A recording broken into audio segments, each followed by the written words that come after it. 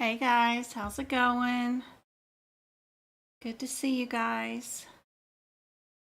Trying to get TikTok up now. And I know my book looks wonky, but I'll fix it in just a second. Tiny tinies.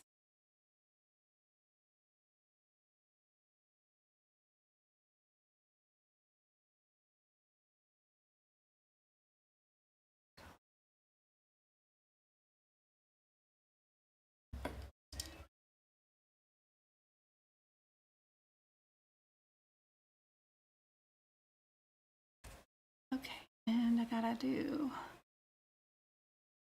something. Hey guys, how's it going? Gotta go to...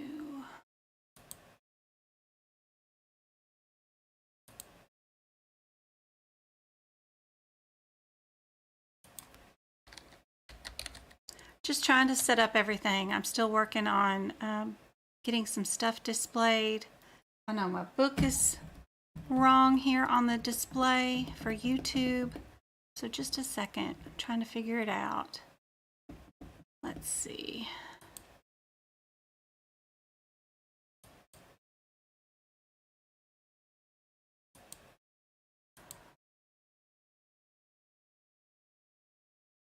Let's see, what am I doing?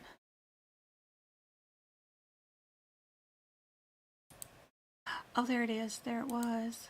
I was just there. There we go. Hold on just a second, and you might get some feedback here for just a second. Sorry. Pause that. Okay. And I need to chat pop out. Copying this. Copy.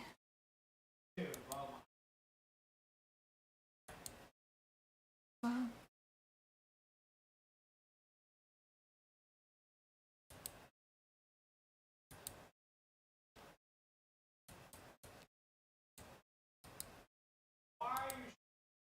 oh my Lord, my son is so loud. Yay, there we go. I think I got chat going. Yay, look at that on my YouTube stream. That's awesome. Okay, and then one more thing, guys. I need to work on this camera view for this book. Can I get it to where it's like upside, right side? Okay. Okay. Book cam. Yeah, that's it. Okay, that's what I was trying to, okay, good. In the window, okay. One more second, guys, y'all hang out with me. Okay, that's what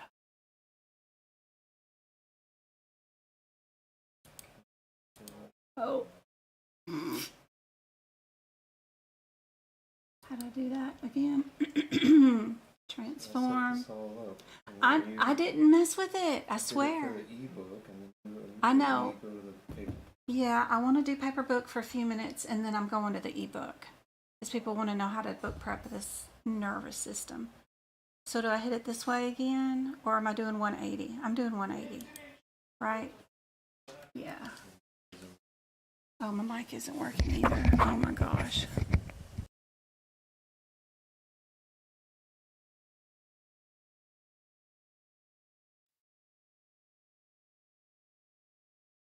Y'all hang out for just a second. I'm trying to get the stream loading. Okay, good. There's the YouTube mic. And now I got that good.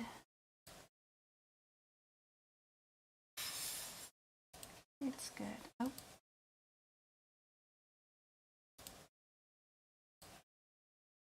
One more second, guys. I know baking. I'm working on it.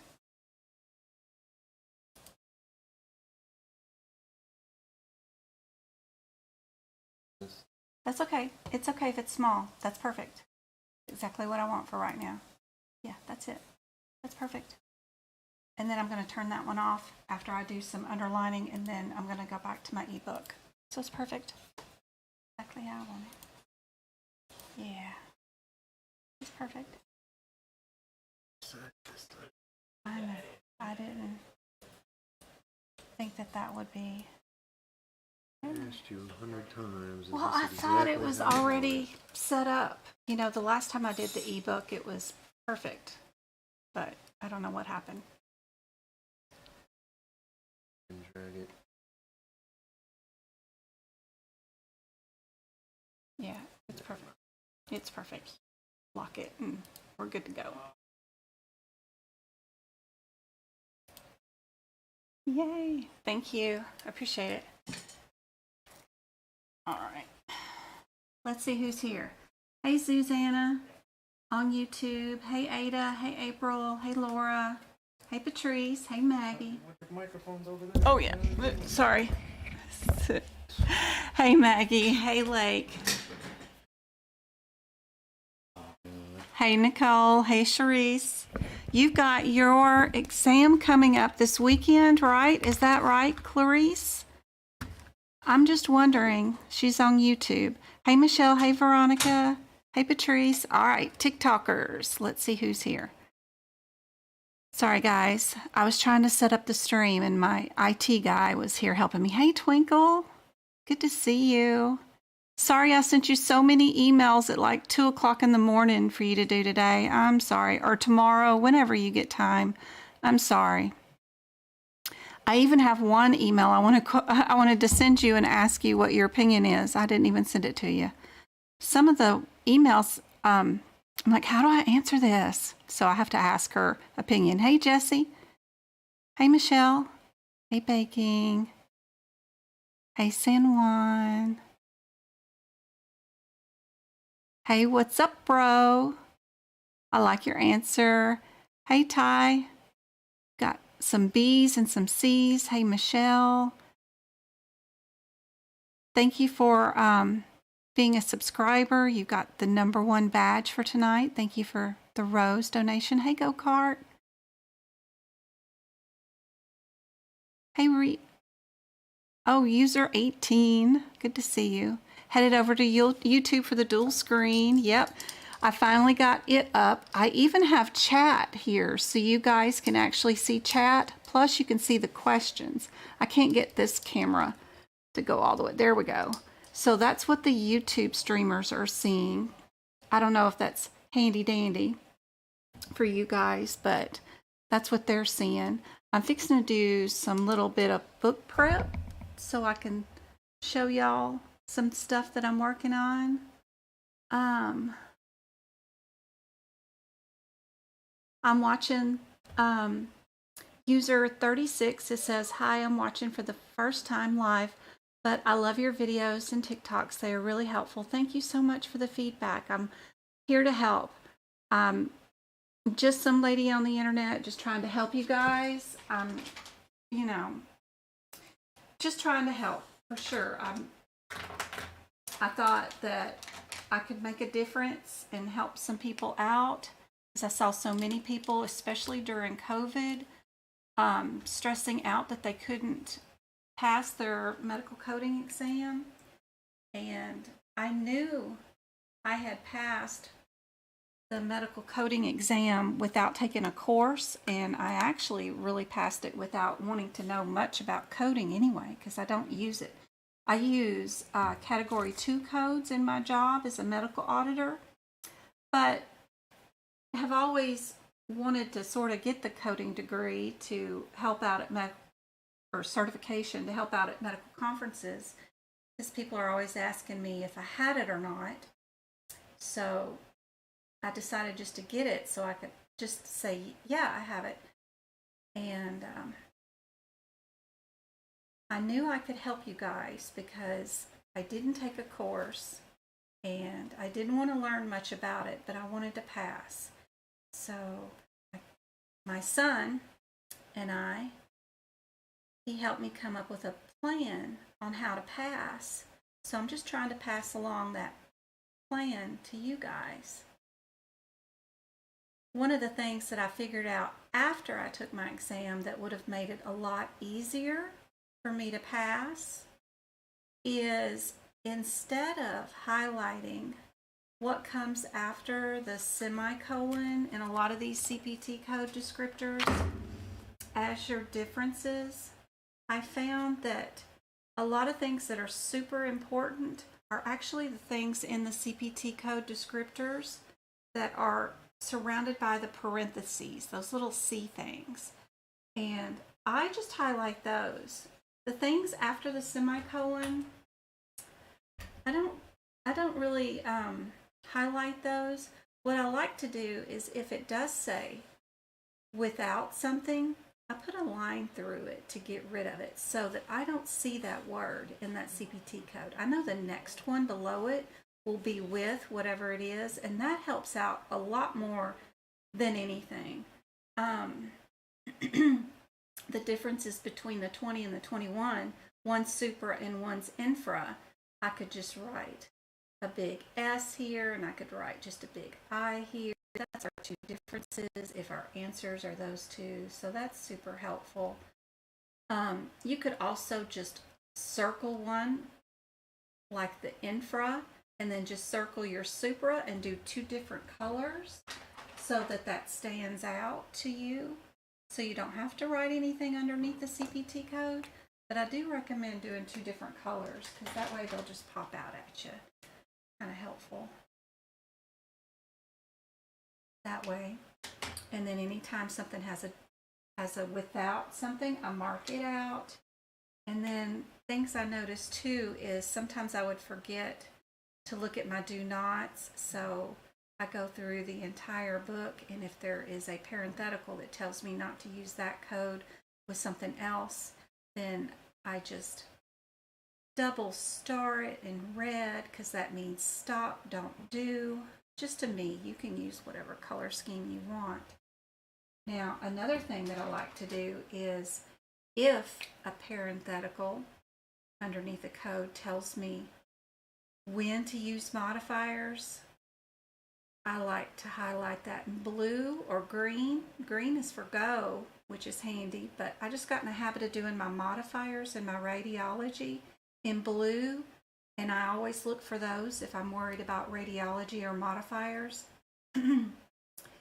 If I find a parenthetical underneath a code, which is just these little rules underneath here, that says use a code with another code, that's definitely where I get out my green color and I use that for those. But right now I'm in the 2023 CPT book, and I'm in the nervous system on page 453. So this is what the CPT book, there's only one maker of this book, and that's AMA. And if you're brand new to this and you don't know what you're doing, but you know you want to get into the medical field and you want to be a medical coder, go find you the cheapest version of this book that you can anywhere. And I don't mean version, I mean find a place that'll ship it to you for free. There's only one manufacturer, it's AMA, but they'll charge you over $100. I found mine on eBay from a store called Book Run, and they have their own online site too. For $51 back in December or January of 2023 with free shipping. So anywhere. But if you get it from AAPC, they're going to charge you full retail price, which is like $120, and then they're going to charge you $20 per book to ship for handling fees and all that stuff. So you can find it cheaper. And then go through the entire book, highlight anything next to any page that has numbers and then a descriptor that has a parentheses in it. Highlight those words because that's going to be helpful if you're planning on taking the AAPC CPC exam or any one of their certifications. And then you'll go through and mark any of your do nots and stuff like that. I do have a step-by-step guide free on my website that you can go to that will show you a picture of everything that I do in my notes. And then you just click on the picture and it will give you the instructions. What am I doing? Why am I doing it? And then you can just go through the whole book and do it by yourself. But it's medicalcodingbyjen.com. I know this camera is terrible because it's a book PDF teacher thing, sorry. But that will be super helpful. All you got to do is find the tab that says CPT Book Prep, and that'll take you right to the page. And then you can see all the pictures. Oh, the glare. I swear they're there, but this camera won't pick it up very well. But it tells you exactly what I'm doing, why I'm doing it, and then shows you how to do it step by step. Plus, you can rewatch all these lives. I do them 3 days a week for 2 hours, Monday, Wednesday, Friday, all for free, and then I post them on YouTube for free. And you can always pause and stop the videos and rewind them and say whatever else. Look at this one. This one says the word accept meningioma. So it does not include this, so I'm going to get rid of it. Instead of saying without, it says accept. So it's another, sometimes they say without, sometimes they say accept, but there's one of my uses. Where's my green? Got some new pens in today. These seem to work really well. They're called Bic Intensity. They won't bleed and they're quick dry. I get the 0.4 millimeter.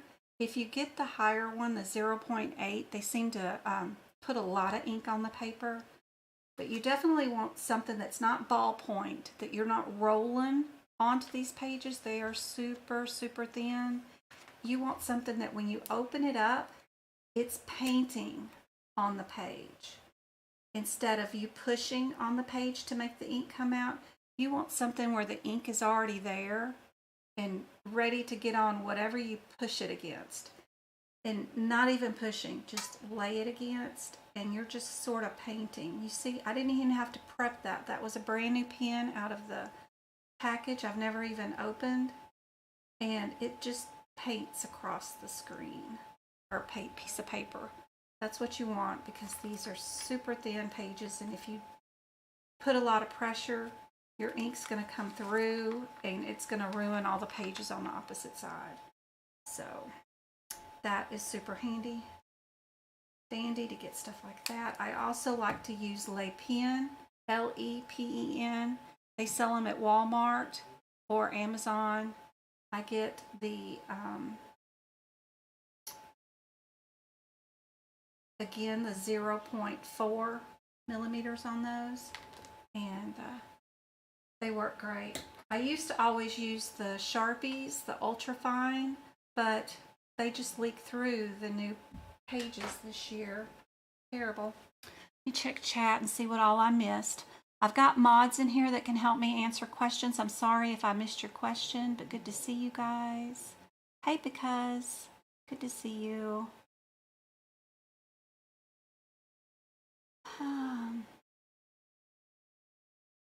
Darian's mama, Lee Waters, good to see you. Thank you for the 3,000 likes already, guys, on TikTok. Wow, that's crazy. And whoever shared the live, that was great. Thank you. Can you show the other pens again? Yeah. Let me find a. I thought I had a packet.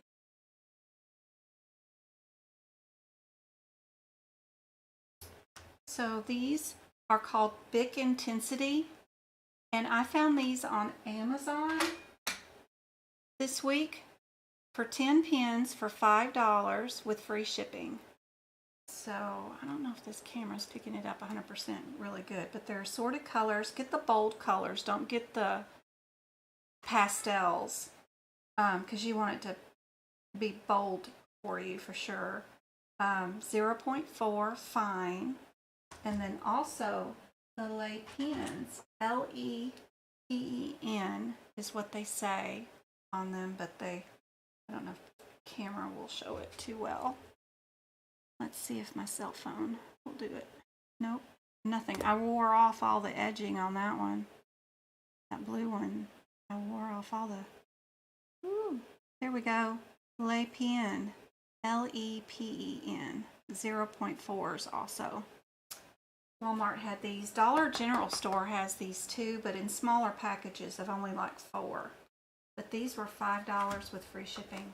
524, something like that. There's the description or whatever that is on Amazon. There's the stickers from the Amazon. That's probably the Amazon ID number too, right there. But that was a good price. They're just super, super tiny, super, super skinny. I've got big hands for a girl, but they are super skinny. But that's all right, as long as they're writing without being... And as far as highlighters go, I don't much care. Although, if you can find them... Let's see. Do I have any more of those? I probably don't. I probably used them all up last year. If you can find highlighters in push button form, then that's a whole lot better than keeping up with these caps, because by the end of the day, you're going to be tired of taking these things off and putting them back on, and taking them off and putting them back on, even on your highlighters. It's such a pain. But anything that you can find that's push button is always a lot better. Let's see, this one's stereo means radiology. That's why I'm underlining that one. And then anything else in any parentheses? Not really. Let's see about YouTube.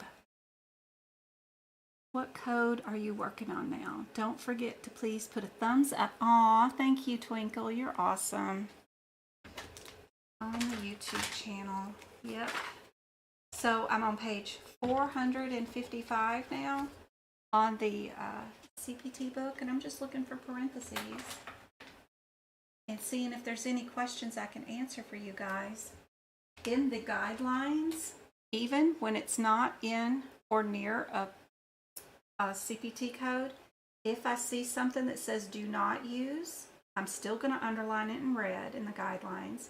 And right here it's telling me to use a modifier. So here I am going to underline that. And I'll go back later and make sure that if I need to go to the codes individually and add that notice about the 51 modifier, I will. If one surgeon performs more than one procedure, doing 2 procedures, then you can report it by adding modifier 51.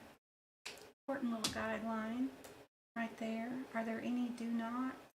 I don't see anything. They do have some definitions up here, which is important. So anytime any of the guidelines have something bold like this, where approach procedure, definitive procedure, or repair constructive procedure, any one of those definitions could be on the exam.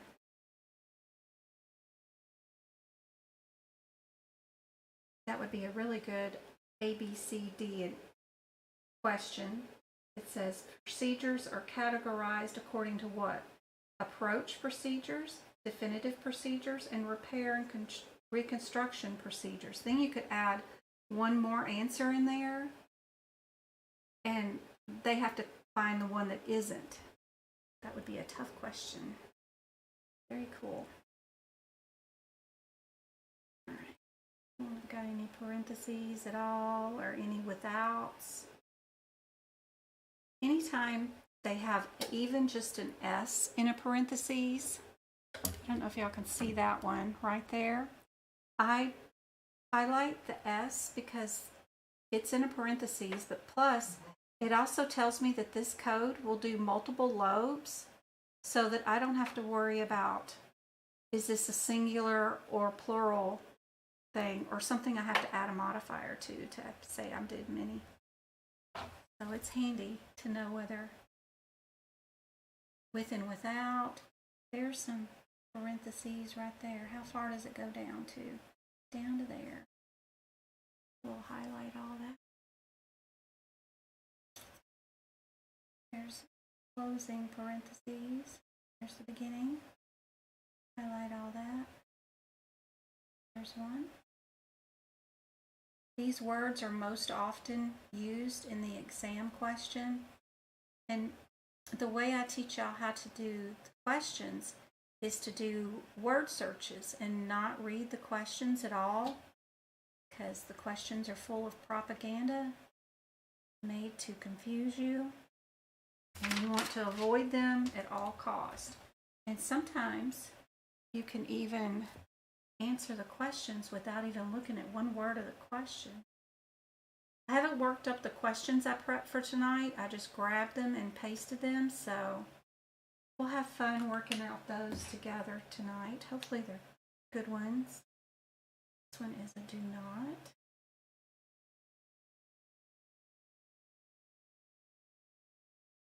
But maybe we'll be able to do some without any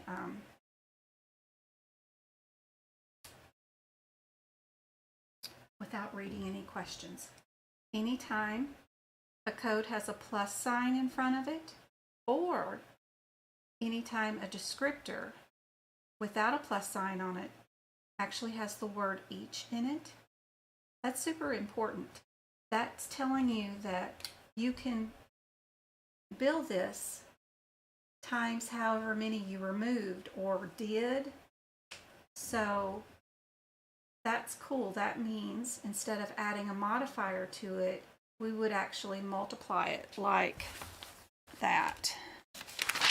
We would do 61641 times 2 or times 3 instead of doing 61641 with the 50 modifier or something like that. So we wouldn't use that modifier.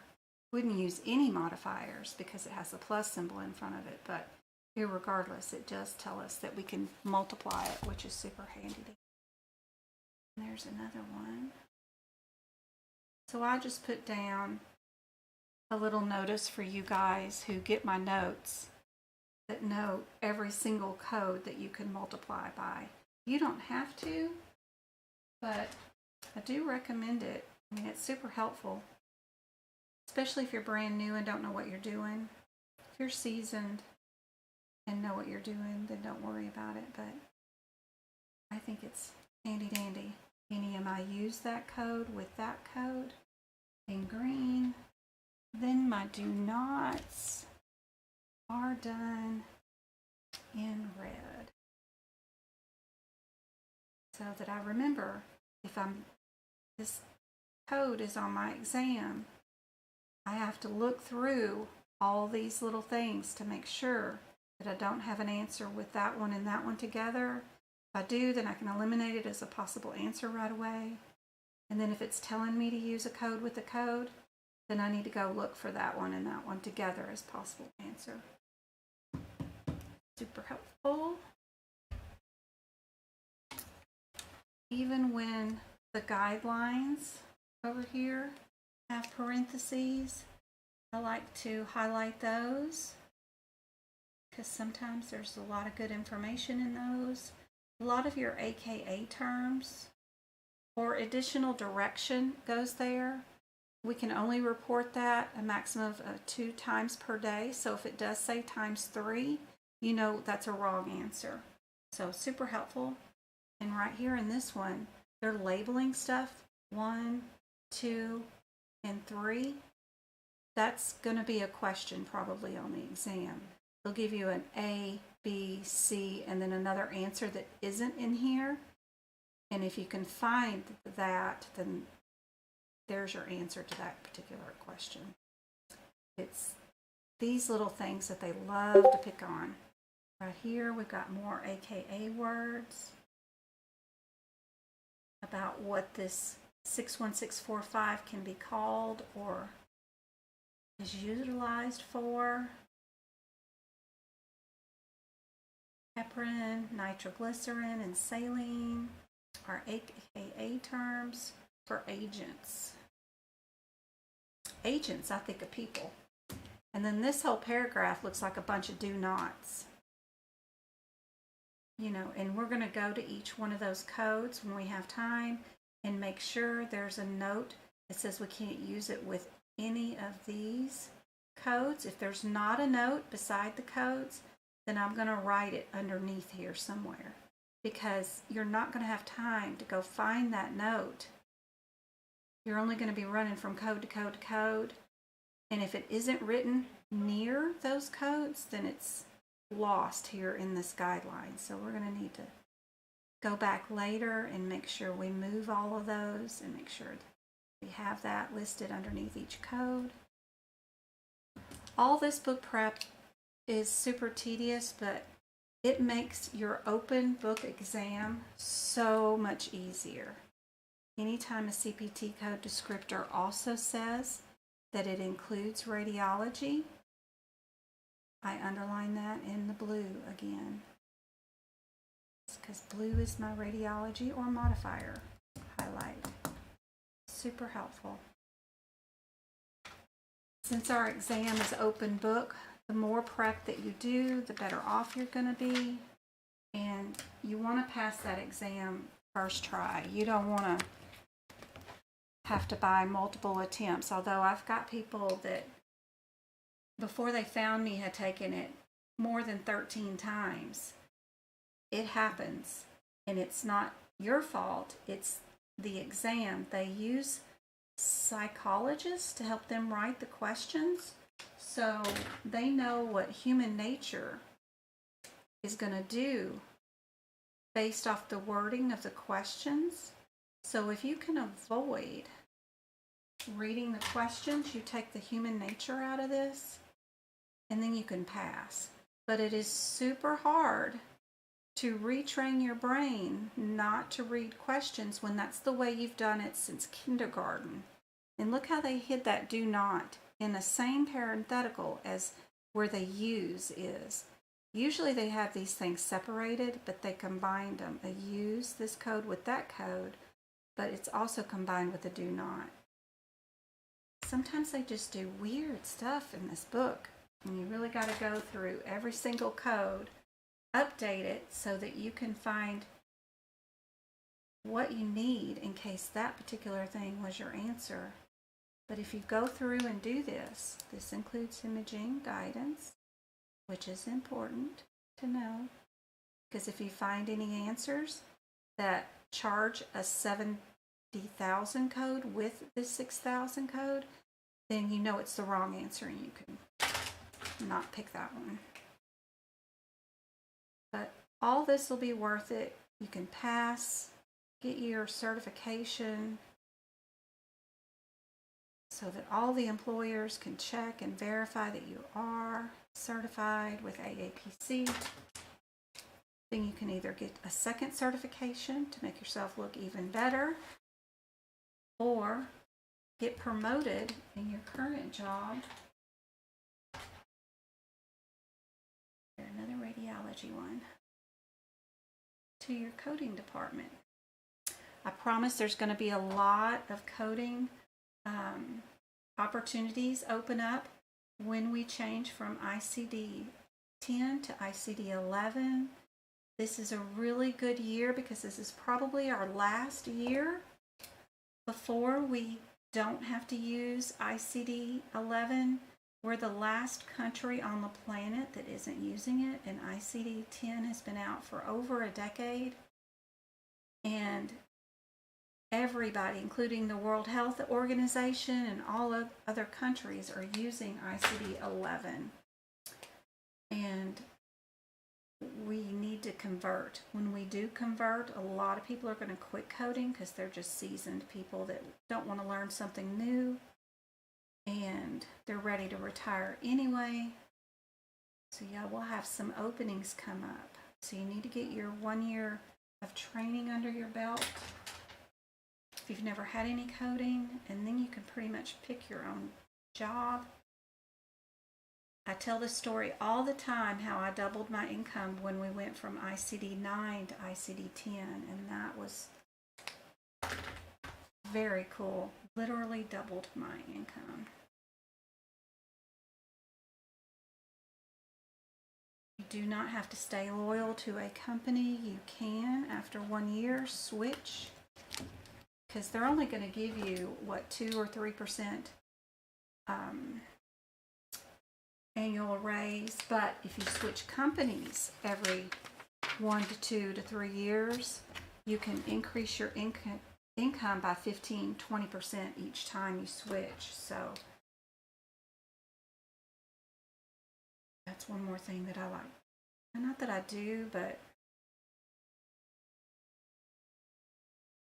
I've had a total of 3 jobs since 1994, but I waited way too long to swap corporations one time. And when I finally decided to do it, because I was just getting my 2 to 3% raise every year, but then inflation was going up every year, I stayed with that for 10 years. I should have jumped ship before, because when I did, I just put a different amount down that I used to make, and it's like, okay, let's double the income. And I did.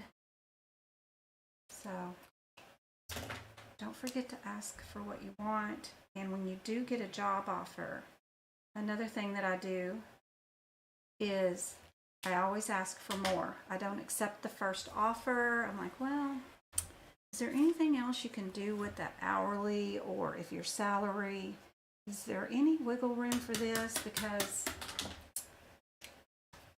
I'm looking into the standards and I was anticipating something a little different. Or you can, if they say absolutely not, there's no more wiggle room in the hourly pay or salary pay, you can ask for more vacation time, more sick time. Always ask for something. HR holds back. They give you the lowball answer no matter what. Even if they loved you and they really want to give you the job, and that supervisor that you interviewed with is adamant they want you, HR's still going to give you the lowest possible that they can give you. And they will absolutely have more room to wiggle, promise. So don't be afraid to do that. All right. I'm about ready to do some practice questions, unless you guys have any questions that I can answer for you. Ooh, I'm already running out of that yellow. Don't forget to throw away your dry ones, but I do have a hack for this. Like that one was getting a little dry.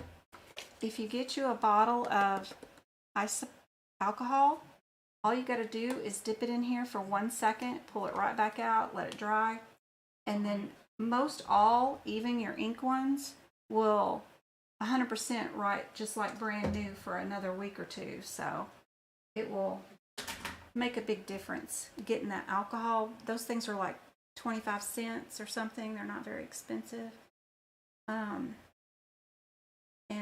They'll make your inks last a whole lot longer for all this prep work you got to do. Ooh, we got a lot of do nots.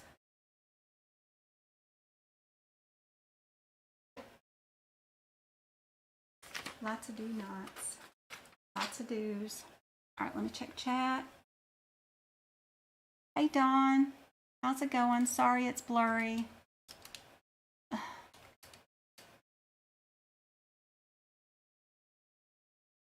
I'm just playing, doing the book prep. I guess I have to upgrade this camera. This one's supposed to be really good teacher camera. It's an IPEVO. But I think they lied to me. Don't like the quality of it at all. Thank you for the thumbs up on YouTube. Thank you for the tapping the screen. I got 4,000 likes on TikTok and the 2 shares. That's awesome. And TikTok people are able to see YouTube chat really quick. That's so cool. So should I hold off on buying the ICD-10 this year? It depends on where you're at, Rosa. So if you are just starting out right now and you want to get your CPT book and start prepping, I'm just showing you the cheapest way to get there is to start out with the CPT book, because it requires the most book prep. The ICD-10 doesn't require as much book prep. I have the top 10 guidelines that you should make some examples in. like sepsis, OB, burns, injuries, those kind of things. We're going to update 10 sets of diagnosis codes with all the guidelines and some coding examples. But other than that, you don't have to do much in the ICD-10 book. So you can hold off on buying that one until prices go down later. And when you're finished with all of your CPT book, then go buy your ICD-10 book. Hopefully somebody else has already passed. They're ready to get rid of their books, and then you can get one used or something. In my Discord group, which is completely free, I have a room that is for people that are selling their books, so you don't have to pay for eBay fees and that kind of stuff. Y'all can just make your own deals, work it out with each other, and send each other the books and stuff. Hopefully that helps some of the prices that are out there on the internet. And then once we get done prepping the ICD-10 book with all the 10 guidelines that we need to worry about, then you can get and purchase your HipPix book, because you're going to need that one too. So you're going to need 3 books altogether. But to buy them the cheapest way, it's better to buy them individually instead of a big old group, unless you got a grant or somebody else paying for you. I'm just trying to show you how you can do it the cheapest and most efficient way. That's all. Ooh, got a lot of bilaterals there. But you will need all 3 books. And then once you get them all prepped, then you just need to practice exam questions. And that's what I do here. 3 nights a week, plus once a month workshops, which are more formal, instead of me talking and showing off whatever I want to talk or whatever. Those are just back-to-back questions, just as many questions as I can get in. I try to do as many as would be required if you were taking the exam in real time.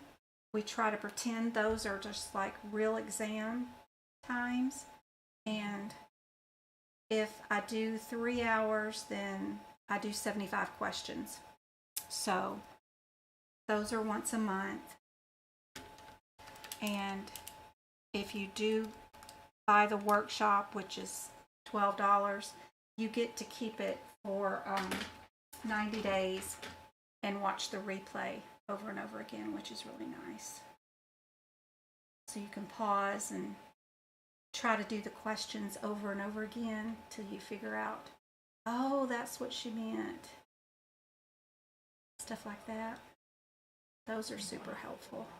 But I try to keep them super cheap for you guys if I ever do bill anything or charge. I mean, try to keep it super cheap. Look at that one. There's an H.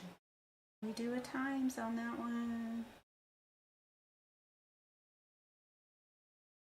Tedious stuff, but I promise it helps. Bilateral. We love it telling us when to use a modifier, because that is so hard to know. Of all the little things, modifiers are the devil. All right, caps on pens. Gonna switch your view, if I can find my mouse, to an unblurry book for sure. So, oh, I gotta escape out of that, and then I gotta get rid of that, and then I'm gonna go my ebook. Looky there. I have the electronic version of the CPT book, which makes things a whole lot clearer for you guys. Hopefully that's clear for you YouTubers, but my TikTokers, y'all gotta go see these questions. And y'all can use your own books, of course.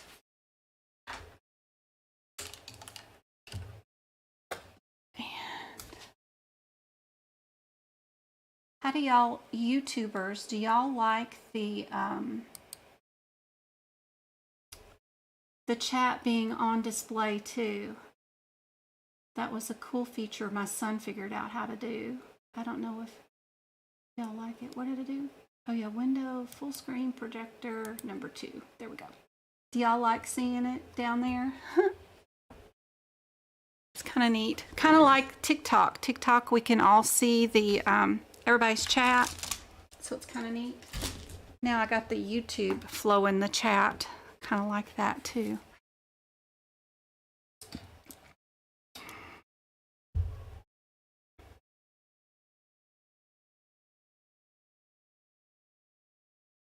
Can I ask a question, Jen, regarding the exam? Of course. Ask me anything. That's what it says. Oh, I didn't mean to delete it. I deleted it. Sorry. You're confused about with vascular embolism codes 372.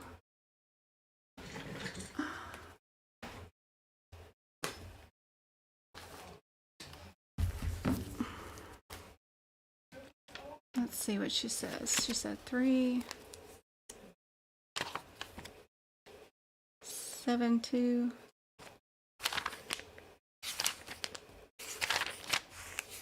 37242.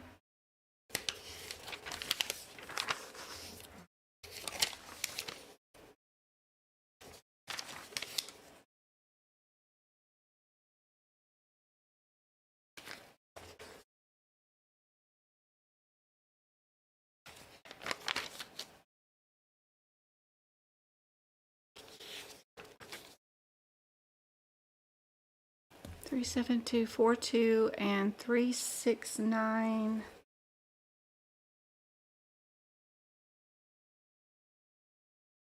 Three 6909.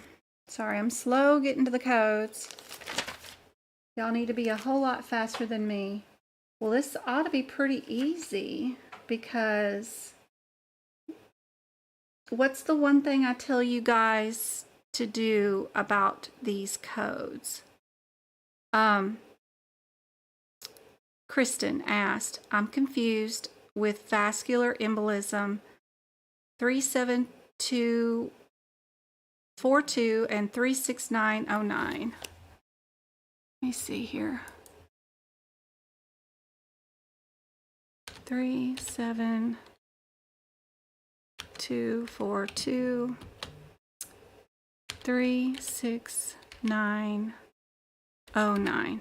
Well, the first thing I notice is that the 36909 has that in front of it.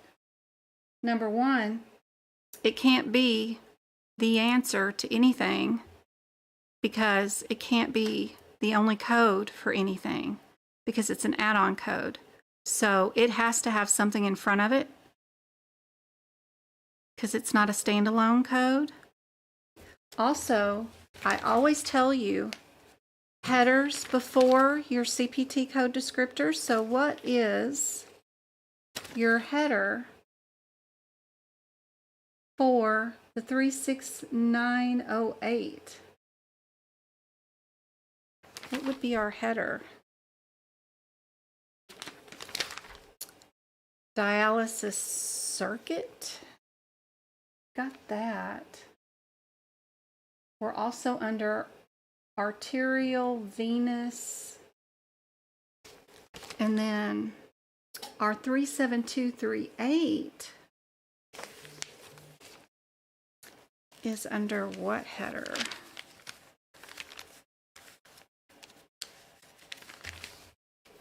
Where's our header for that?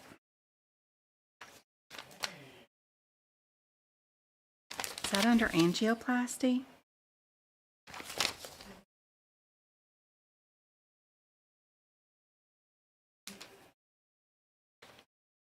It's a vein,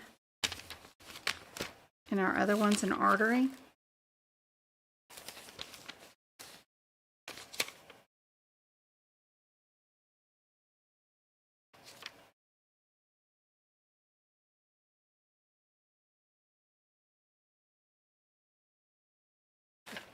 Intravascular. One's a stent. The other one's a stent.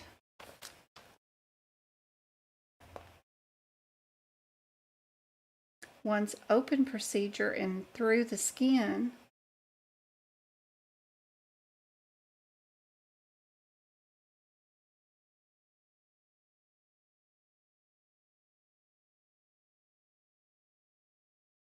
We're also doing a repair with one of them.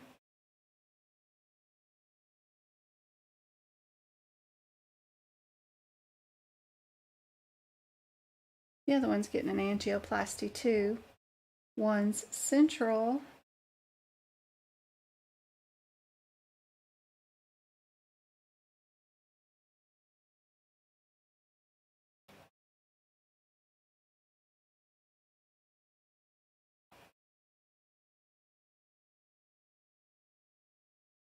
One's vascular, one's vein.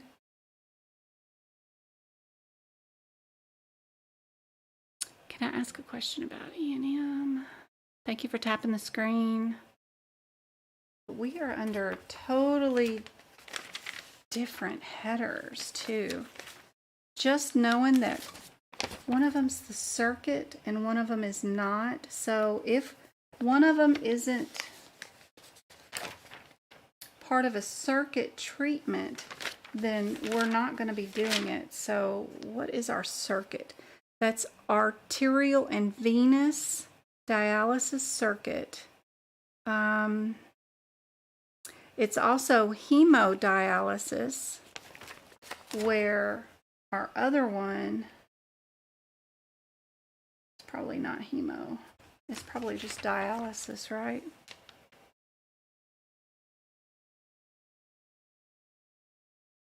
Ooh, I saw somebody on TikTok the other night doing dialysis at home. It was crazy.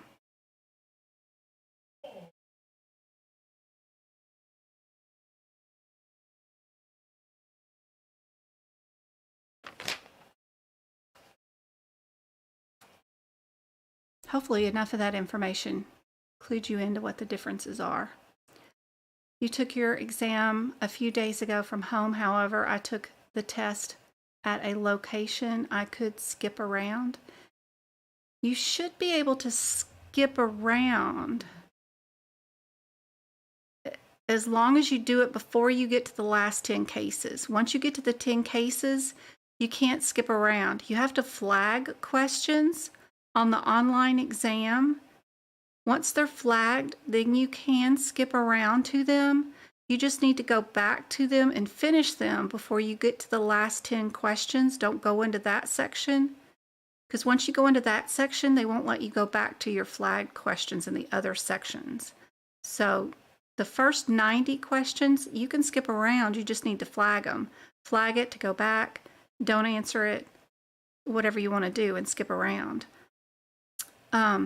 Just do the first 90 and get those all complete, and then move on to the 10 cases at the end.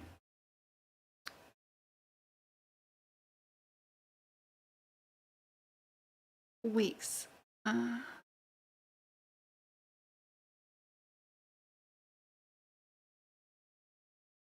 Thank you for the follows, guys. Thank you, Anointed, and everybody else who's given the tiny dinies and everything else. Anointed, you're so awesome. Hey, Queen. All right, what else do I have?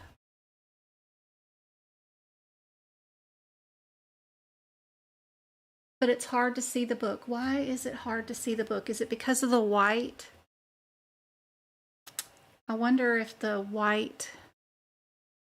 that's why I made the Word document black, so we don't have so much glare from the white. It just is so dark, so blinding, I guess is what I should say. Blue is for modifier, yep, and radiology. What's the red pen for? Do nots.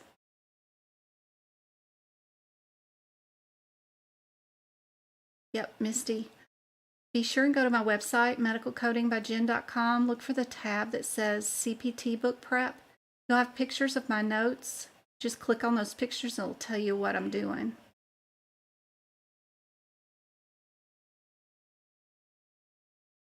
TikTok has too many words. Weird. Wonder what that means. I think the practice exams are the same. I did download the app on Quizlet and I did a search for AAPC exams and I found that to be useful. Awesome.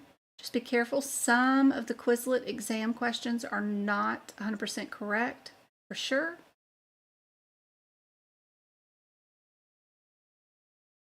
Sharon, be sure and redo those questions so many times. And I don't mean memorize the answers. What I mean is when you have time to do one question, go do one question. And also figure out why the wrong answers are the wrong answers. Like go to each code, read the descriptor, read the parentheticals, find out why that answer is wrong and what made it wrong. And then make notes in those CPT codes so that you know next time.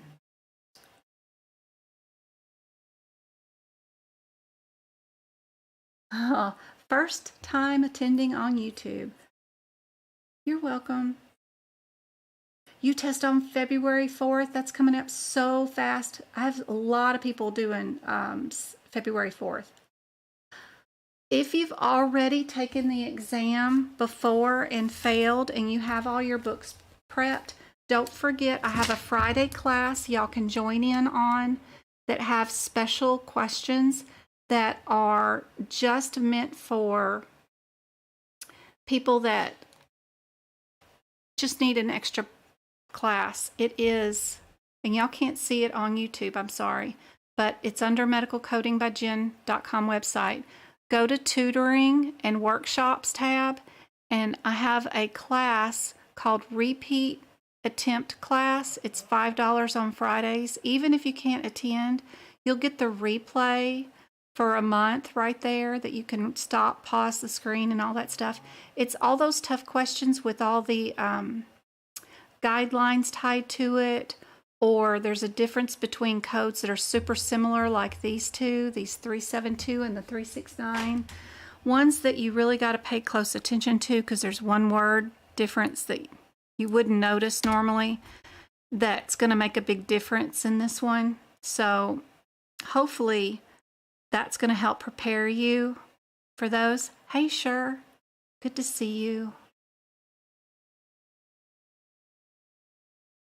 Even if you can't attend, you'll get a log on and a password after the session ends. It's usually a couple of hours long, and I send out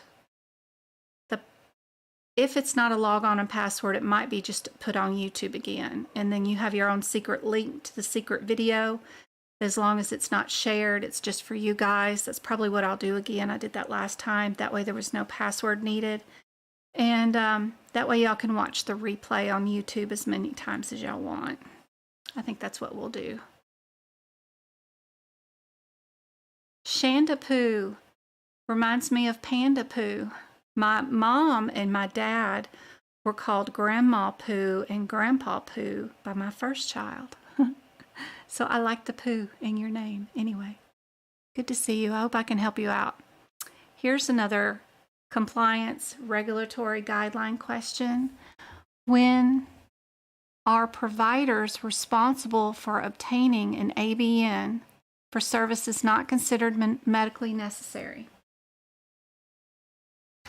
These type of questions or answers I'll write in the front of my CPT book before the E&M section. So whenever I figure out what the answer is to this question, I'll put provider equals ABN equals not medically necessary equals, and then I'll just put the answer. So that if I run into this question during the exam and I'm having a really bad day, my brain is fried, or I've already done 90 questions and I only have 10 more to do, and I can't think of what the answer was. I know I've seen it before. At least I have it written down in my book. Even if you think you know the answer by heart, you never know what the exam is going to do to you during the exam.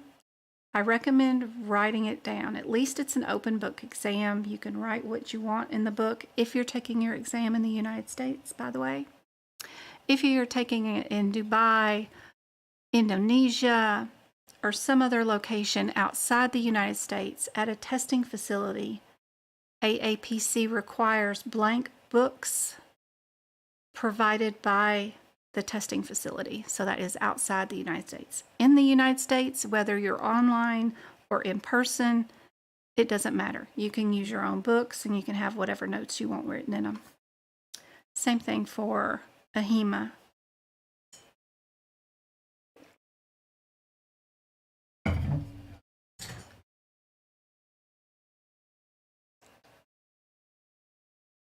Great. I look forward to seeing you on Friday. I hope I can help out.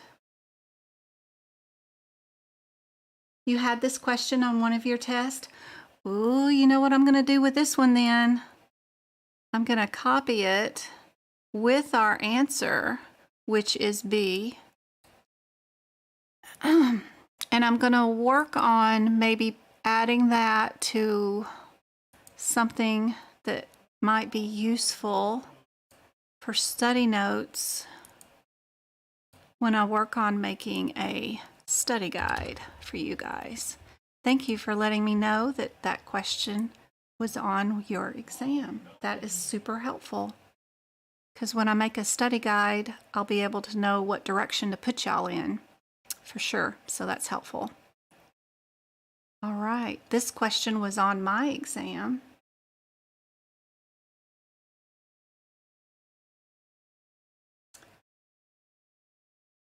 You're doing your exam on Friday. Best of luck, CC. The exam takes as long as you take. So the people that just passed, that took theirs last Monday and Tuesday and Sunday, one of them I remember specifically telling me she was done in 3 hours. So it depends on how much reading you do. She did not read the question. She did the exam questions just like I taught her. She went to the answers first, only looked up the codes first, looked up those differences of those codes, and only searched the question if she needed to based off what the CPT codes differences were. And that's all she did. She didn't read any questions. She didn't need to know who the patient was, what their diagnosis was, what their history was. She avoided all that extra reading and she passed. So it just takes as long as you take.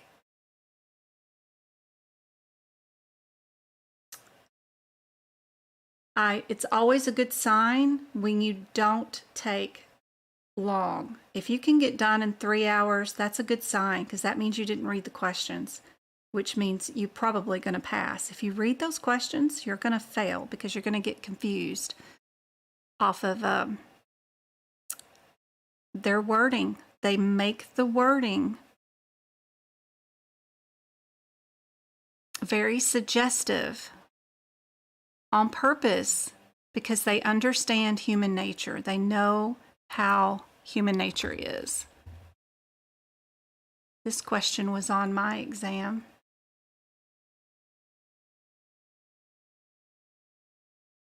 I think it was somewhere. I remember seeing it. Back that off. TikTok's chat gets over the question and it's hard to read. Is that better?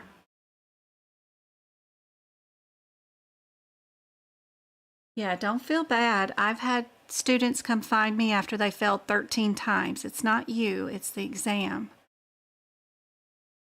So let's throw out all the old ways of doing these exams.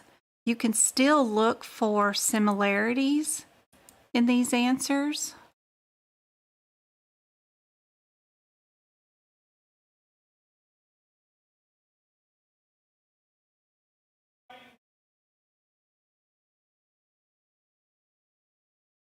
Three of them end in that word. One does not. kind of interesting. Then you can go backwards. We've got that one's the same. This one's the same. Then we've got a difference between duodenum and duodenum. I don't know. I still like to look for similarities. Even in these questions, I've got a lot of A's, C's, and B's.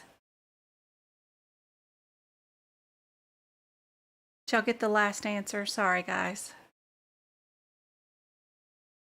C is the answer for this one. If you don't know what's inside the large intestines, I really recommend you writing it in the digestive system of the CPT book. It's that purple section, light purple section. Be sure and write that list. I think it's light. It's darker. It's the darker purple section. Be sure and write that on your page where you've got your intestine guy standing there. Be sure and write the list of what's in the small intestines. I think that was what was in my exam question, was what was in the small intestines, not the large. But then you can write out what's in the small, what's in the large, and also write out which organs are accessory organs. Have those 3 lists written right there. That way you can find those. Accessory organ list, large intestine list, and a small intestine list. Have all those listed there. That will help you during the exam.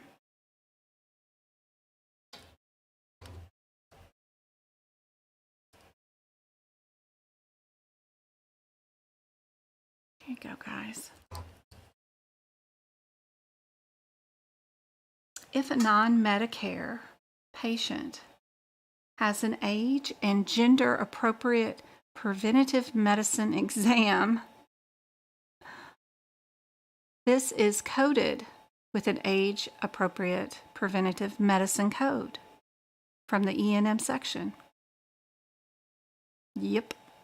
But if a Medicare patient has a breast and pelvic exam, how is it coded? See, all that was just garbage. None of this you needed to read. If you'd have just gone to the last sentence in the whole thing, which if you're going to read anything, always just read the last sentence in any question. You'll avoid all the propaganda. It's all those words are just put in there to slow you down so that you run out of time and can't complete the exam. If you're going to go anywhere, just the last sentence, because it contains everything you need to answer that question. Y'all like the 01? 01? Good job. Modifiers. How well do you know your modifiers? What modifier is appropriate for a separate billable antenatal service during a global OB period?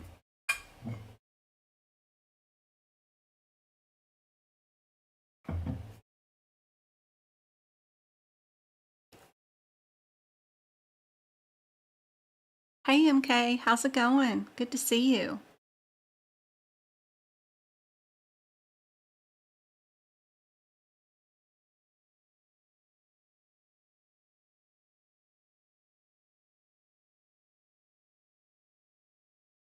Hey Alda. See.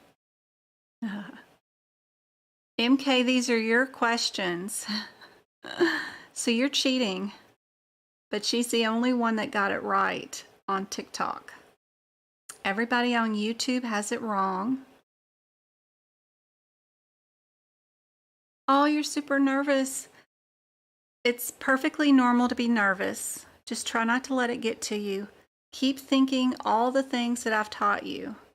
Don't read the questions. Go to the answer first. No one's in the ER. No one's getting a consultation. Lipomas, masses, gunshot wounds, and stabbing victims are all coded in musculoskeletal, not in integumentary. You only add repairs in integumentary. You do not add any excisions. You're gonna be okay. So they tried to trick you. Good to see you, Juan. She helped out on YouTube and donated $50 last month. That was really nice. Awesome. I think I gave away a free tutoring for that, and I'm still waiting on getting that person in. She contacted me on YouTube, but I need her to contact me on my website where I schedule all of the tutoring. So she needs to come to medicalcodingbyjen.com and message me there so I can find her account and link her to a tutoring session with me. Every time I see you, I think about, I've got to get that person scheduled.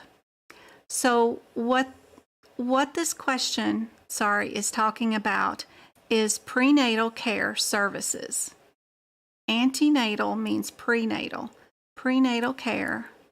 So if a person is coming in for their prenatal care during a global OB package period, do we need to use a modifier? No, not at all. If they're coming in for a prenatal service. Now, if she come in to the office for a laceration that she needed stitches for, or a wart on her hand, or an asthma flare-up,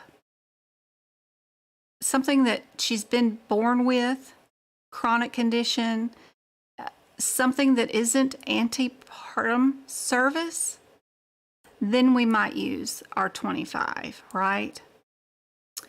But because the service was OB related, we have no modifier needed. So it's just a tricky question. You just have to think about, what service am I providing today? What did the person come in for? And if it's for prenatal services during a global OB period, which is 9 whole months, then there's no modifier needed. Hopefully that's helpful.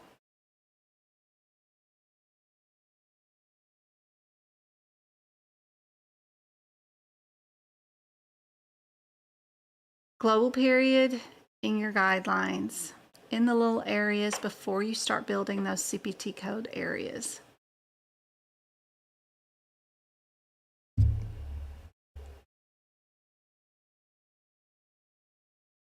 So Jenny asked how she could take a class with me.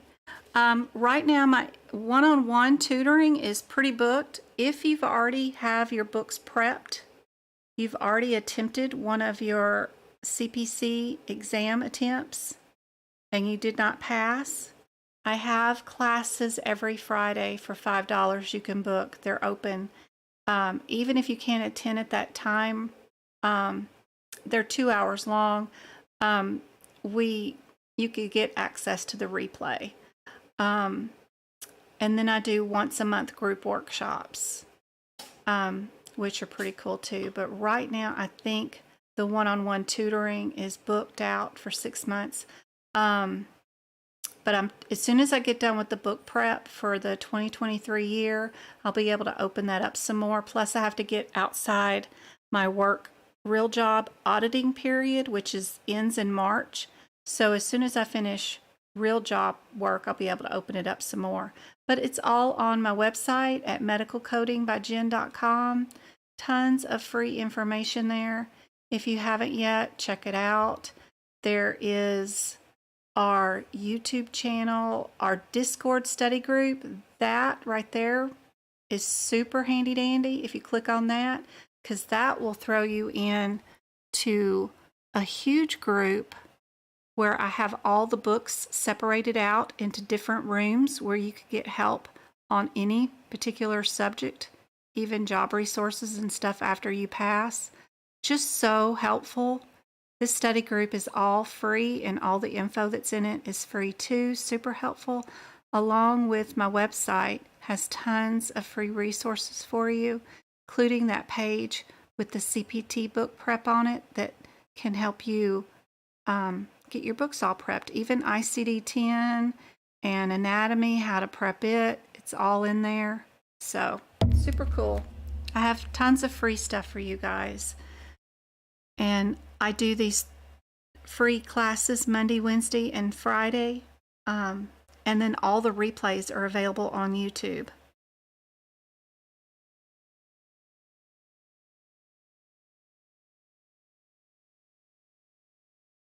Hey, Sunshine. You're my second Sunshine. My very first Sunshine passed her CPC exam. So did her sister.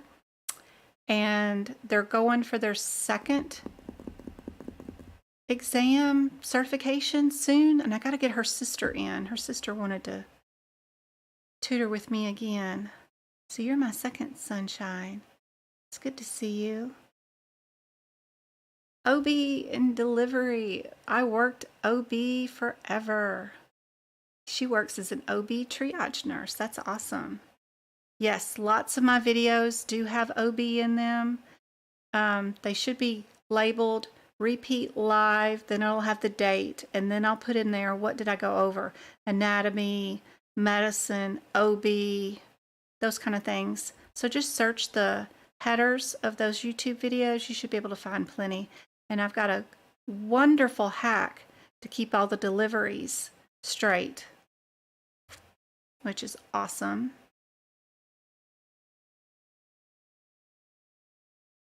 Yay, somebody's happy. Take a little refresher. Thanks, frequency. Whoops. Sorry, I hit a button. Hit a button. Get back to the question. Here we go. What are we doing in this procedure? We also have similarities, right? We got 2 removals, and the other one's a partial and the other one's complete. I like looking for similarities because no matter what kind of question, usually they give you 2 throwaway answers that are just garbage, and then 2 that are super similar, but then there's a difference. They want to know, do you understand the difference between a disc or a body? That's really all they're wanting to know here. Probably. Who knows? Everybody's in the A and B's. Yep. Means removal. It is B, a partial excision. Placing a hole.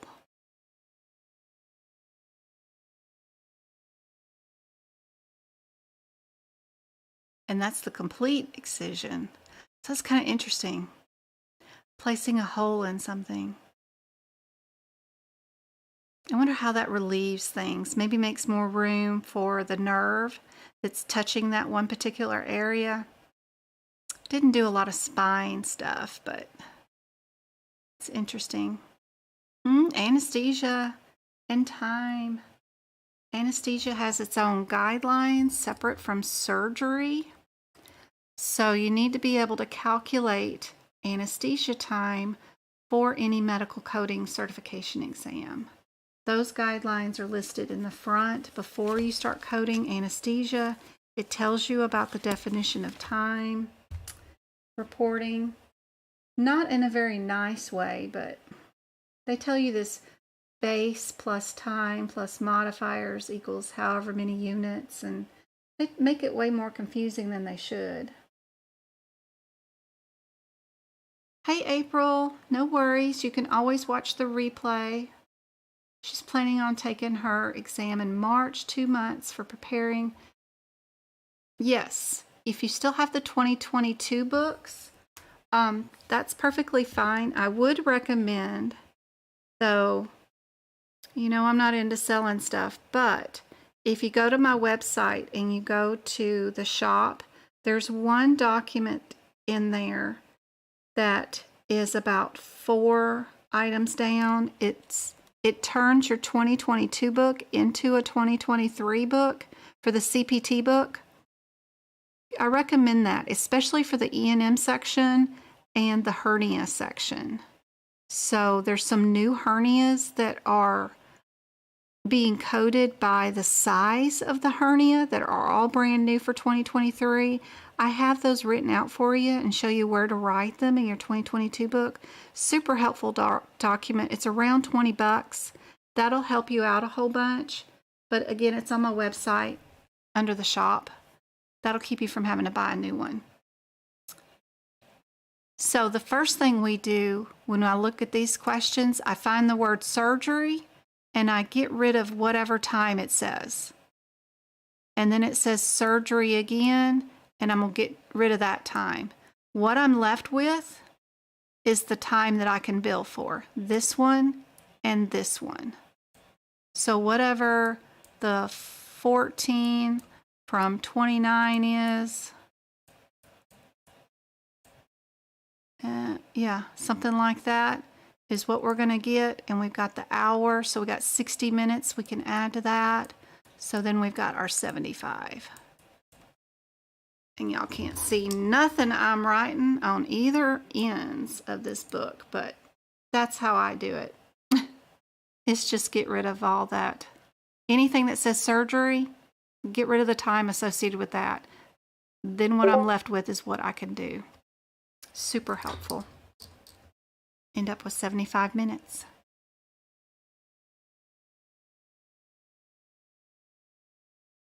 Yep. Whole lot easier. Here's another one.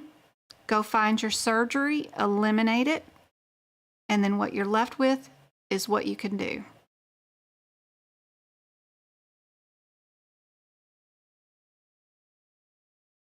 Hey, Obi. How's it going over there on YouTube land? Yeah, I'll have to get my son to figure out and see how he can make this CPT book sharper or eliminate some of the whiteness so that it's easier for you guys to view. Hey, Rosa. Good to see you. Everybody doing B? I didn't do the answer, so I haven't looked at this question yet. We can get rid of surgery. Don't care. What? Oh, she begins with the surgery. Okay, so that's probably not it. Surgery begins at this time. Surgery concluded at that time. Get rid of those. We love the release time.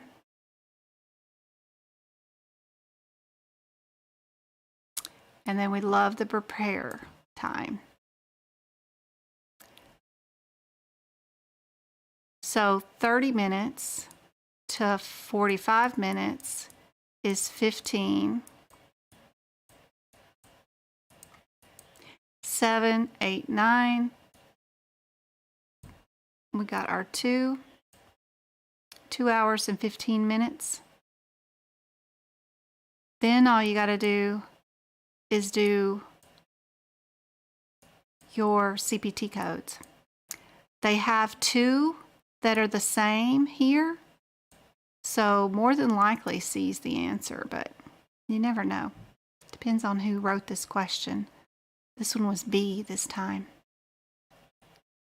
B. Why did I keep the C for some reason? Just the differences between the 1790 and the 1700. These questions came from MK. So I don't know if AAPC wrote these, but these are some of hers she shared with me earlier in the year. And I forgot I had them. And I was searching through my documents yesterday when I was doing the male reproductive system notes. And I found these questions again. So I thought I'd share a few more of them. Yes, stop doubting yourself. Pick it and go.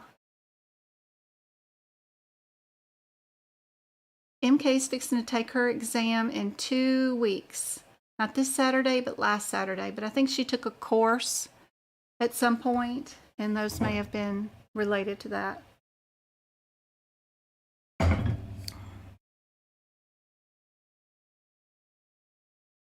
All right, we're in the medicine section. Let me see if I can't go find that code. Let's see. I need to go find 99347.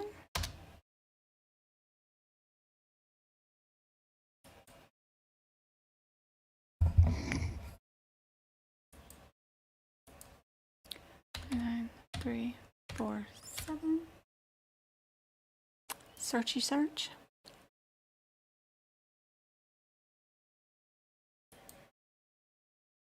There we go.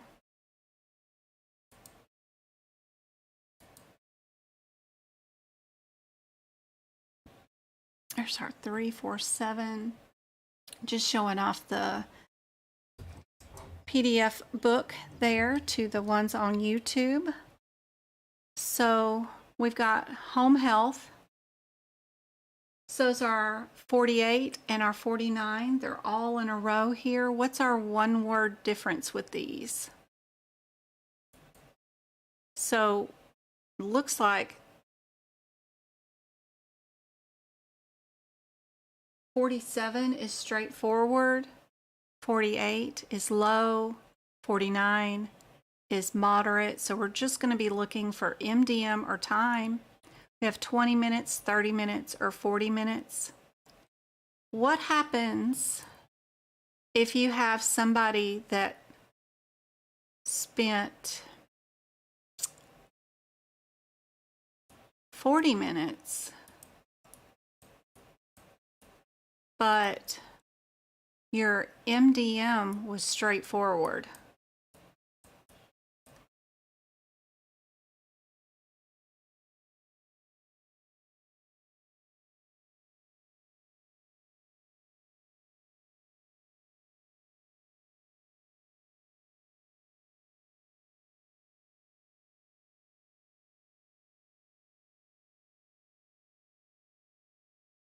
What if they don't match, Miss Nikki? What if they don't match? What are we going to do if they don't match? Which one are we going to pick? Are we going to pick straightforward, or are we going to pick our 40 minutes?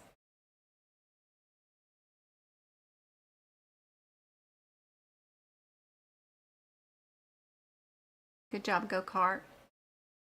Anybody on YouTube going to care to make a guess? Good job, Veronica. We're going to pick time. Some patients need more time to explain their health and care options. Sometimes physically, to get their blood pressure, listen to their heart, feel their pulses, look down their throat. It just takes more time than you can with somebody that's 30 years old. They comply really fast and can do stuff really fast.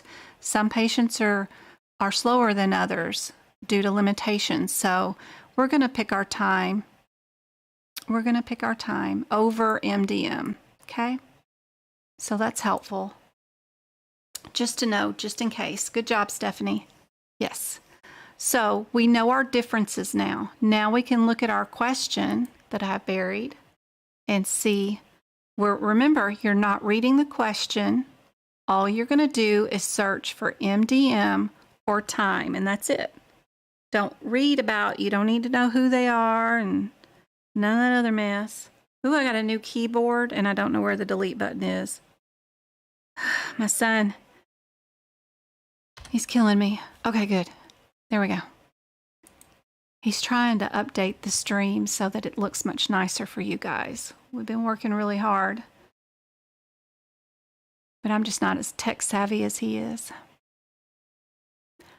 So what's our MDM? Our MDM is low. So what's our code that goes with our low?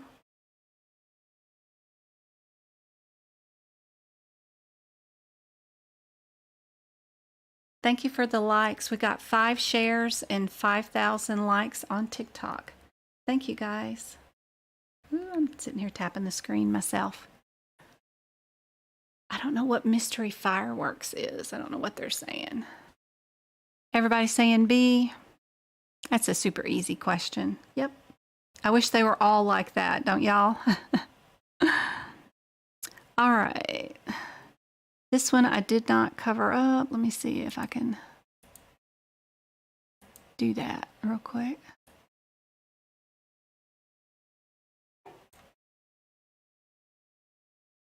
That way y'all don't read the question. There we go. So 93280. We'll go there first. 93280. Enter.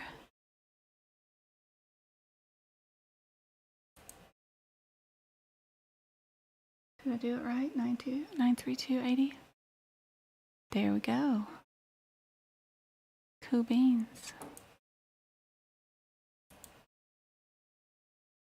And I'm gonna move that out of my way. There we go. So it is a child code. Can we do anything with the child code? Nope. We have to go look at its mama, which is the 79 code. So we need to look and see what mama code is. So that's a programming device. So these two are linked, of course, and they're programming. What is our 87? 87 is a child code. We can't do nothing with it. We got to go look at its mama, which is an 86. So we're going to look at the 86. First word in it is Perry. P-E-R-I. This one's programming. And then our 88 is interrogation. It's its own mama code. It's really good to go thumbing through this book, try to find all the codes, getting there, and all that stuff.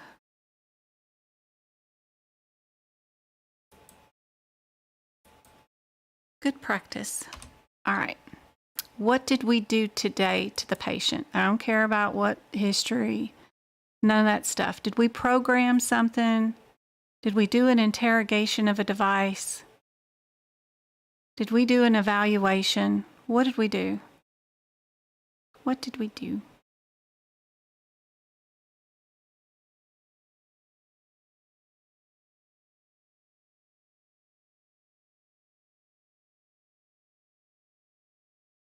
I see, we did an evaluation.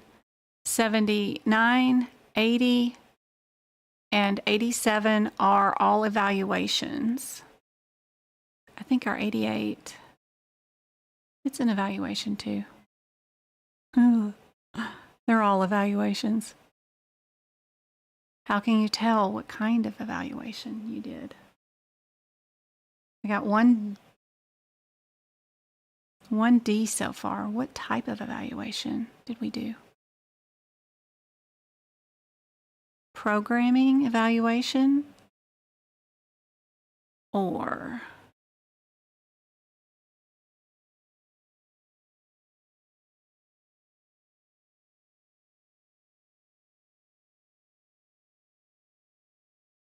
procedural evaluation or interrogation evaluation? Parameters? Programmed? Everybody saying D on YouTube and A on TikTok. Who gave me the Dinies? Who did the Dinies? Thank you, stars, for the Dinies. That's awesome. They're so cute. Programmed in eval. 26 more minutes. Oh my. B is the answer. Did anybody pick B? I don't think so. So let's look at this again. R80. So let me look. What's our CPT code say of 80? It's a child code. It does say dual lead.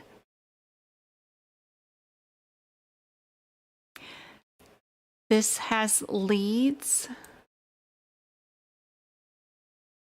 plural. It also has the words atrium and ventricular. It didn't tell you dual that I know of. Did it? Do y'all see dual in there at all? But if you know that atrium and ventricular is dual. So that's one little thing that gives you a hint. And let's see. It does have the word programmed in it. And that matches with 79, where our 87, if we look at 86, it does have programming, but it's got and programming. That means it's doing two different things.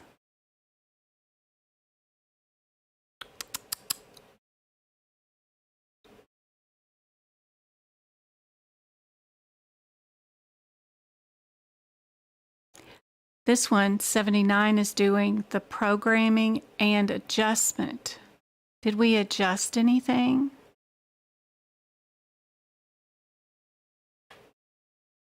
Analysis and review. They didn't adjust anything, but they made a report.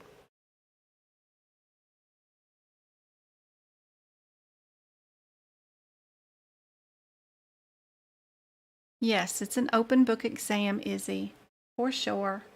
So at your 9, 3, 2, 7, 9, and 80, you could make notes about, especially at the 80, go write down the words atrium and ventricular beside it, where it says dual right here. See if I can figure out how to do this. Go right there. No, that won't work. I have to do it full speed. There we go. Go right here to your 80. And right after the system, write atrial and ventricular right after that code right there. You got plenty of space right there. You can write it, showing it off to the YouTube people. And then, oh, I put it in the wrong setting.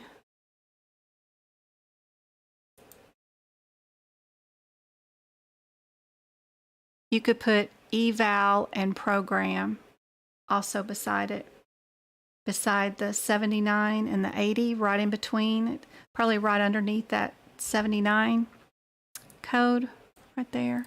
You could write the programmed and eval. Super helpful.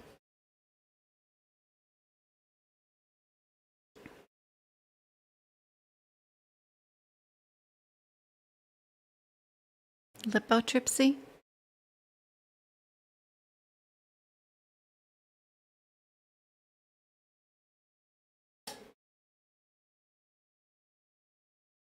For this question, thank you, Stars, and everybody else for contributing to the live goal.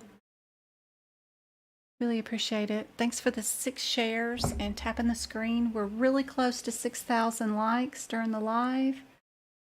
The rationale seems strange. Yeah.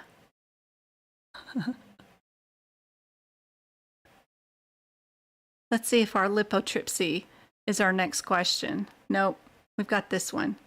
The 94664 or 662.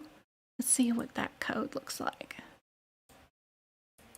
94664. we've got that one.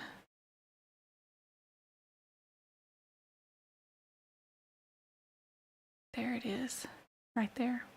We've got a demonstration, the 664. The 662 is continuous negative pressure. And then our 667 is manipulation. Did we do manipulation, destimulation? Oh my gosh. Demonstration. Oh my gosh. Or continuous negative pressure. Those are cool. Cool ones. The 99202, I doubt it would be going on, but we'll see. See what's going on in our question.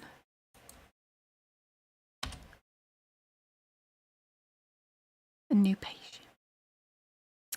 What did we did? We did an evaluation of the lung function.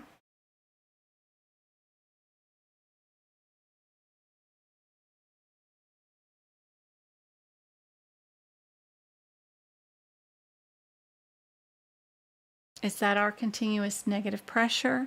Is that our, oh gosh, the demonstration or the manipulation of the chest wall? What would you call that?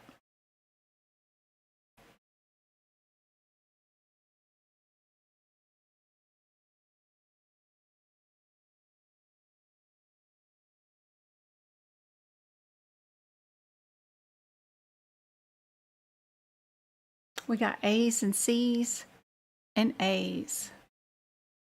Thank you, Artistry, for the tiny dinies. Those are so cute. Yeah, it's just beating on the chest to listen to the lung functions. See if you can get anything up. Which one's beating on the chest?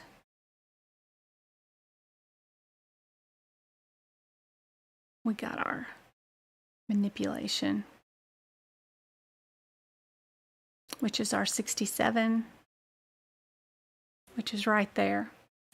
And they have all the words in there, coupling, percussion, and vibration. They have them all in the same question.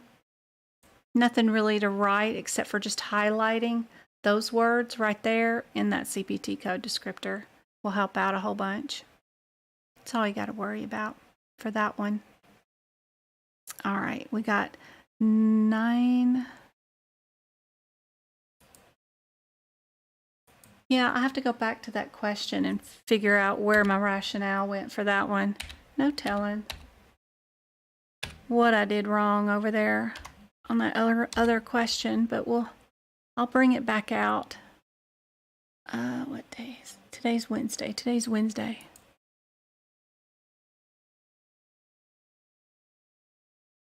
All right. 90882. 90882 is environmental intervention. I remember looking these up. The 70 is electro. Are we electric or are we environment?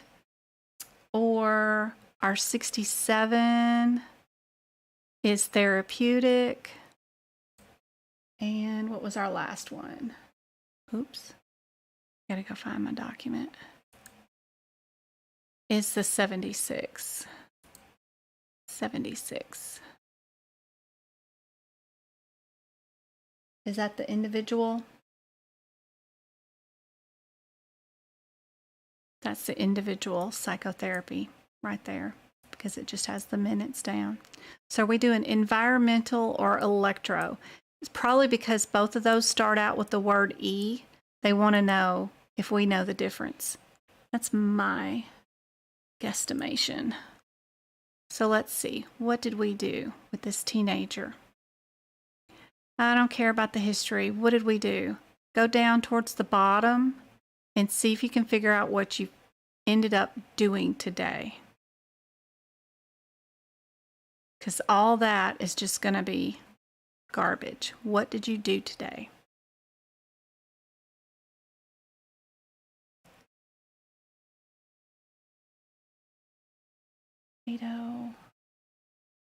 6-7, therapeutic. And then we've got our 7-6. We got our 70. There we go. 70 in that. And the other one was 82. 82, environmental or electro. Everybody likes B? Yeah, that's easier. See how you can figure out, just stay away from the beginning. All that stuff is just useless. You just start from the bottom and do a word search. Look for electro or environment, and that's it. They're trying to make you think that there's an environmental issue up here because they're talking about home life, school life, and all that stuff. But you just needed to find out, what did we do? Yep.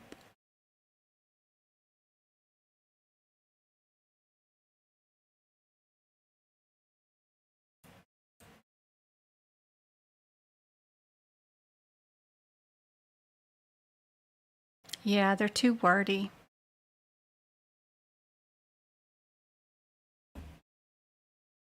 Okay, we got 2 that start with pulmonary and 2 that start with bronchial. 2 that are arteries and 2 that are veins. So what transports oxygenated blood? Is it arteries or veins? Which one has oxygen in it? That might get you down to a 50-50.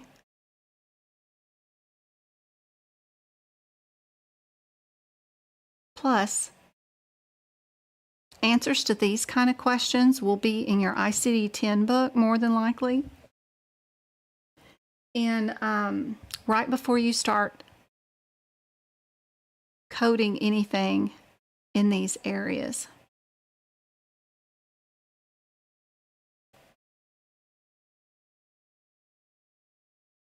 So are you bronchial or pulmonary?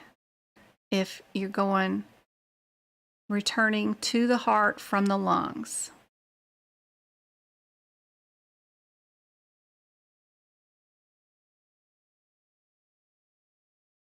Is that pulmonary or bronchial? Pulmonary, and it's a vein.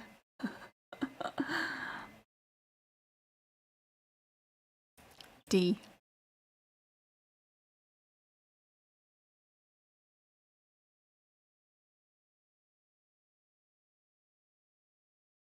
What is an example of however you say that word?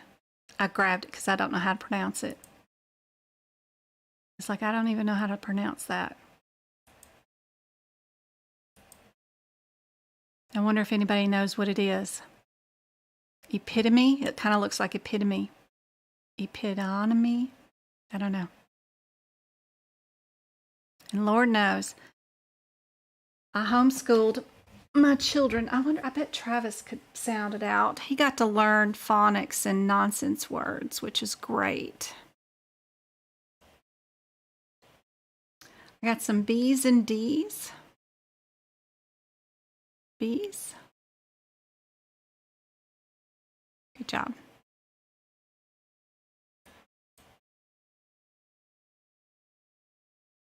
Abnormal bones destruction and regrowth. Whew.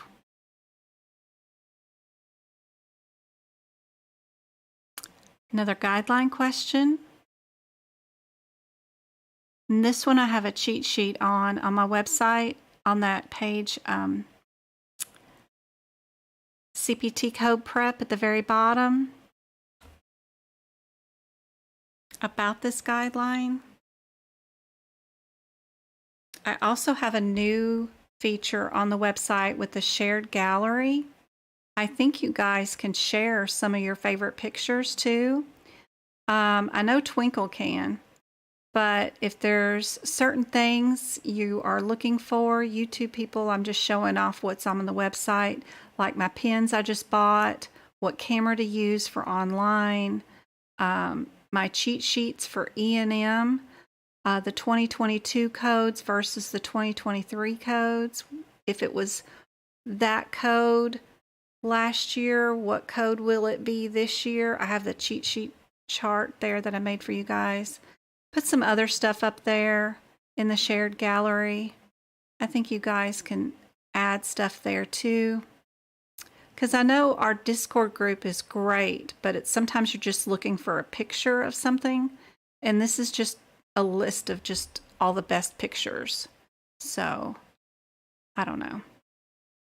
That's the one with the components for the vaccines that you need to go add to all the vaccine codes, along with the name brand name.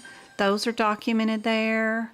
Just lots of stuff. If you want to fill out a letter to do to get an ADA, I have a copy of a letter and where it was sent to there. Also, you know, just helpful tips about the books.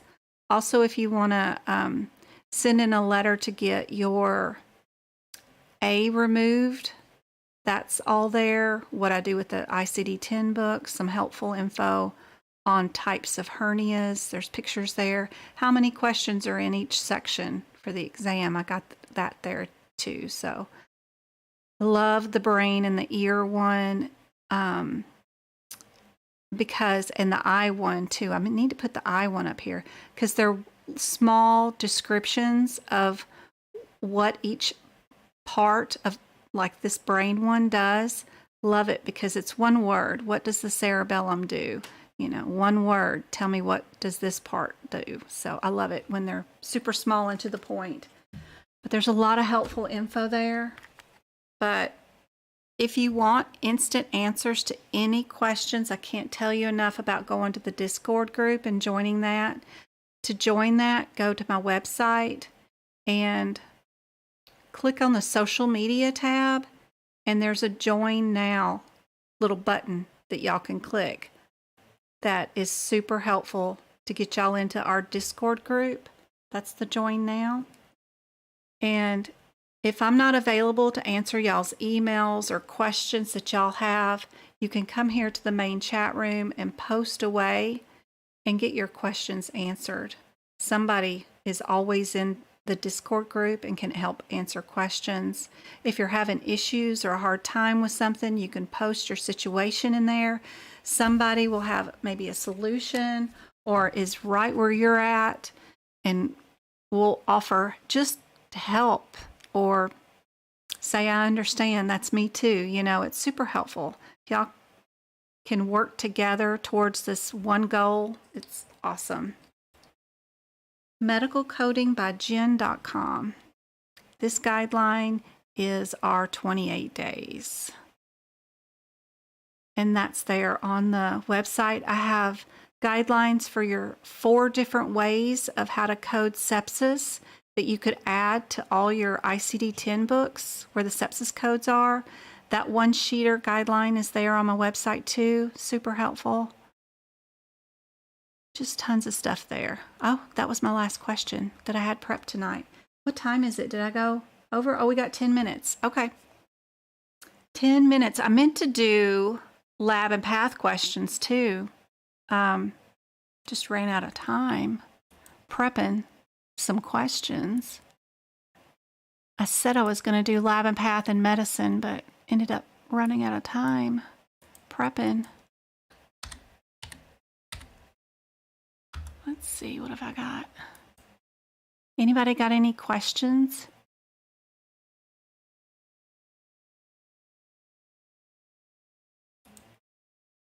That y'all would like to go over? See if I can't open that up. Did I open it?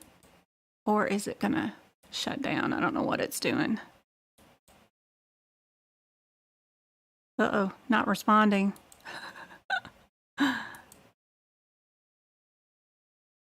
It does not, I got the spinny wheel of death. It does not want to open anything up for lab and path today for some reason. I don't know why.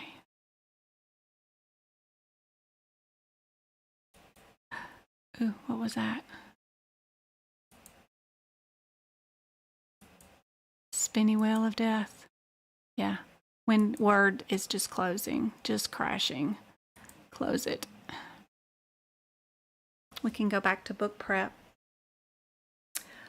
Etsy just has my CPT code book notes, but my website at Medical Coding by Jen, I have ICD-10 and HipPix notes there too.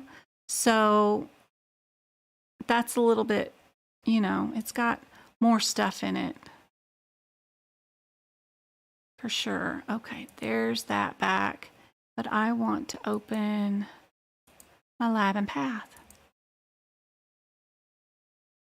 I put this poor laptop through so much stuff every day. And it's learning new stuff with me and does not like to learn new stuff either. All right, let's go there. And let me close that one and close that one. And then I have to do my OBS to do my Word document. Y'all don't even want to know what I've been learning. Lord. Is that it? Ooh, that's it. Yay, but I don't know if it got it formatted right. Okay, minimize you. And, okay. But I just don't have it showing up 100% on YouTube for yet. Okay. I'm gonna get there. Figure it out. Just don't know why my formatting. Oh. Layout. Oh, no, I mean to do the whole thing. Margins. Margins. Let's see if that helps. That helps. There we go. Sorry about that, guys. Let me make it bigger for the TikTokers. That way you guys can see the question. They're definitely going to ask you something about some of these codes for sure on the exam. Reproductive systems are always asked. Transferring embryos, transferring from zygotes. They love those type of questions because they're confusing. So if we look at our 89250, we get a culture of our zygotes or embryos. Is that what we did today? Did we do a culture? Or did we do identification? And a lot of times it's not the name of the test that we did. They're both dealing with zygotes, but it's how we collected the specimen. This one, its keywords is follicular fluid. If you don't have that highlighted in the 89254, that's super helpful to have that word highlighted because you can just match it up with what's in your question right there, which is super helpful. And going through and practicing these questions and figuring out why this one isn't correct and why this one is super helpful, and then making those notes.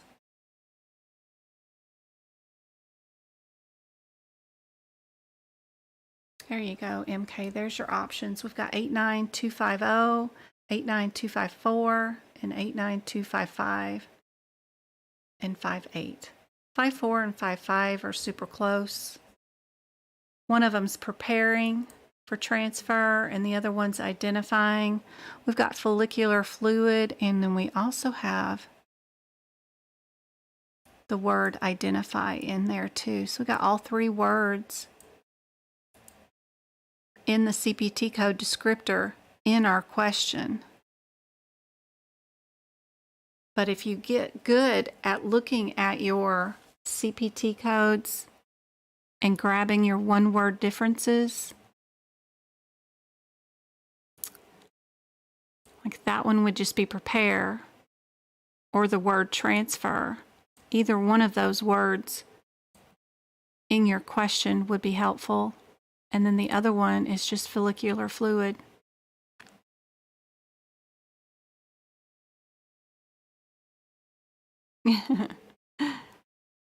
You like the digital book? He's killing me. I'm trying.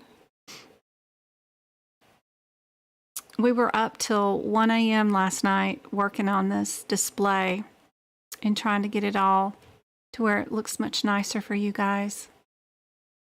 In the middle of me trying to prep questions. That's why one of them I got, I don't know, totally wrong answer or whatever down. But that's all right. I'm not infallible. Y'all know that.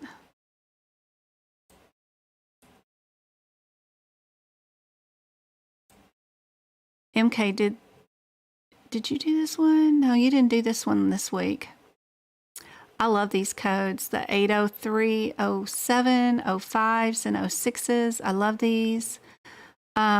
These are just drug screenings. And one thing you need to know is they're going to try to confuse you by adding all these drug names into these. They could have methamphetamine, they could have benzos, alcohol, cannabis. It doesn't matter with drug screens. And you're not going to go code each individual one, or you're not going to go find a code that will have these words in it. So drug screens, you don't go look for the drugs names. That's just garbage for you for the exam. All you need to know is, how did I perform the test? Did I use a dipstick or did I use a machine? That's all for drug screens. So you're going to go look for the word dipstick. There's 2 different codes for dipstick. That's the 05 and the 06. Both of those are dipsticks. The 07 is just a machine. You just put urine in a machine and it gives you the drug test. So this one's just an analyzer or a chromiograph. You'll either find the word analyzer or graph. Either one of those words, if it was 7. If you find the word dipstick, then it's either 05 or 06. 06 uses a combo. It's a dipstick, but it also uses the machine too. So you'll find the dipstick, but you'll also see that the results were read by a machine.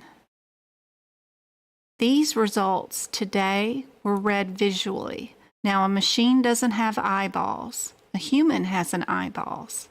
So, human that reads the test results on a drug screen is always going to be your 05. That's always the eyes.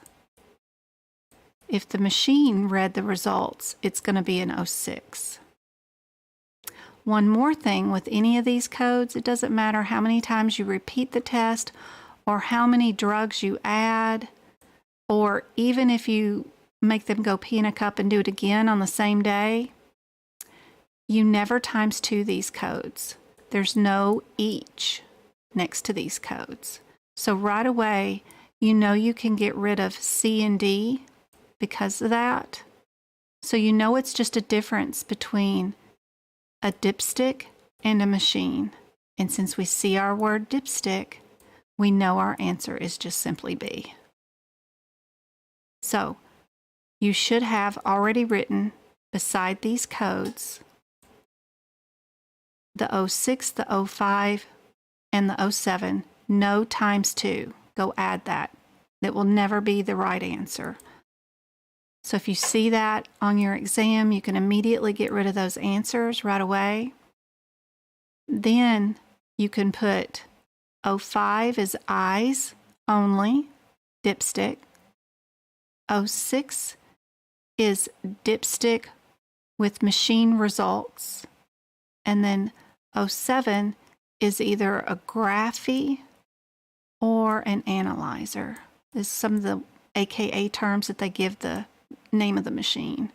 Chromiography or some sort of analyzer. But anyway, that'll help most definitely with those particular codes for sure. Sepsis in your book is A41 point something in the ICD-10 book. So where is my ICD-10 book for last year? Lord.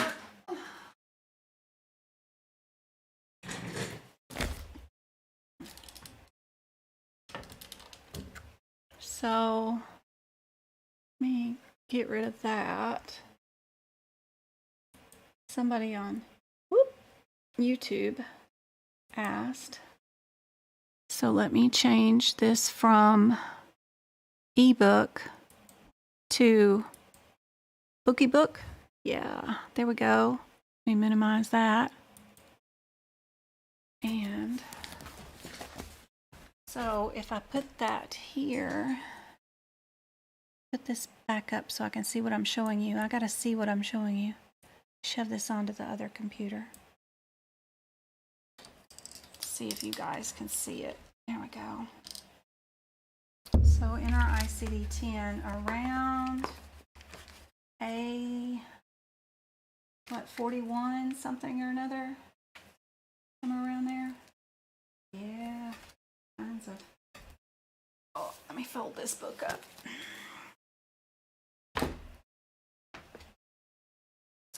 So this is where sepsis is around A41, somewhere around there. Tons of guidelines you can write in here. It's one of my top 10 that usually is on the exam. If you ever find any guidelines from the front of the book, you know, in your G section, you can add those here, like sepsis without organ failure equals 1 diagnosis, something like that. Urosepsis is unspecified and you never can code it. You have to query the doctor. And then severe sepsis usually has at least 2 diagnoses, and never code the R65 first, ever. It will never be that. That's usually a secondary code. And then I have examples of how you would code it in certain scenarios. If you had a patient with severe sepsis with no organ failure, what's the answer? Sepsis with staph infection, what's the answer? Septic shock due to an infection post an appendectomy, what would be the answer? All written on this one page so that I have some sort of way to find an example during the exam. And that makes it a whole lot easier. So I do, for sure, sepsis. I do drug reactions, you know, poisoning or intoxication. I do hypertension. You do your CKDs, you do your diabetes, you do your OB. You have one burn, you have an injury like a baseball injury or a motor vehicle accident. On my exam, I had somebody hit in the head with a baseball bat, a bar fight, and I also had a chainsaw accident of some sort. Things like that I'll put in the back of the book. I also do, I did a whole thing on COVID. Didn't need it for the exam. And I think only one version from last year's exam had one question on COVID. But I did those, and that's helpful. So I like moving those there. Hopefully that's helpful. I don't know where the chat went to. Okay.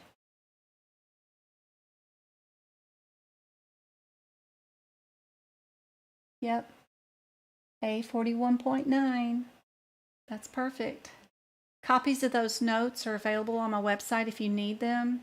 But literally all I did was go through every example I ever ran across, find out what the correct answer is, write an example here on the page where the code is at, and that is super helpful. There's an explanation of how I make my ICD-10 notes too on my website free on that tab that says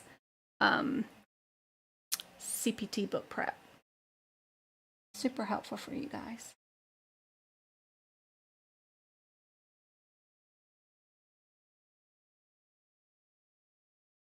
Yep, lots of guidelines with it.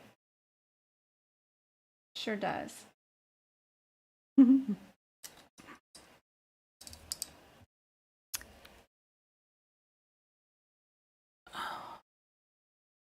Twinkle's hollering at me about time. Okay. All right. I got 2 people I'm tutoring tomorrow, MK and somebody else. Who am I doing tomorrow? Miss, I know her name's on the tip of my tongue. LaTanya, somebody who had to reschedule, then I had to reschedule because of James's eye appointment on Monday. So I completely forgot. Let's see. I got to prep those 2, and I got to prep for Friday's live too because I won't have time for plus our Friday class in the morning. Oh, I got Sydney again on Tuesday. Yay. LaTanya. Yep. Doing her at 10 a.m. in the morning. MK, whenever you get off work, just let me know.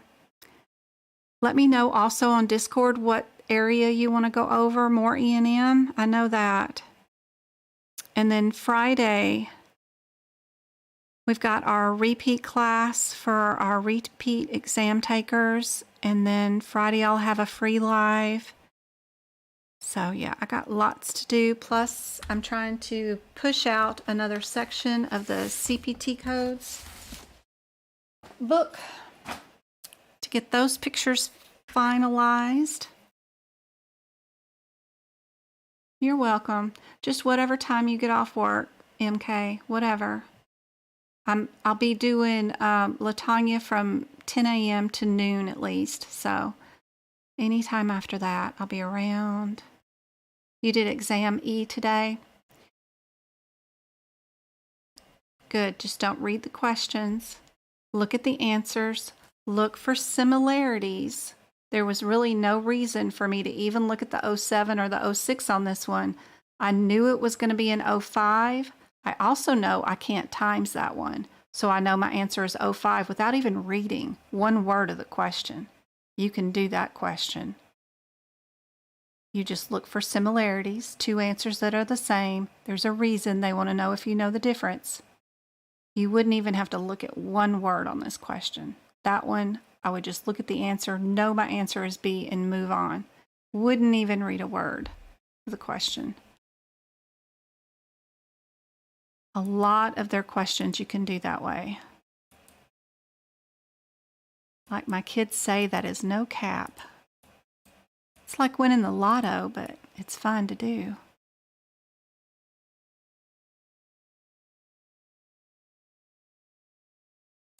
Burns. Hey, Destiny. Good to see you. I had a Destiny pass her CPC exam. Is that you? They claim they have updated the practice exam questions. They've done some updating to exams A, B, C, D, and F. D, E, and F. Yes, they're updated. I have a problem with exam B, their first E&M question. I don't think the answer's right. I got to go check it and see if they fixed it. But they've changed them. Now, they haven't changed any of the specialty ones, like if you go into the family practice specialty one or the cardiovascular, they're not updated. But they said they changed them. If you have any issues or you see any questions with the differences, the history or exam, be sure and let them know. I hope, MK, you got a refund on the ones they had you buy the other day. That is you, Destiny. Oh, awesome. Good to see you again. I love the new profile pic, too. Are you going to go for another certification? Maybe your CRC or CPMA?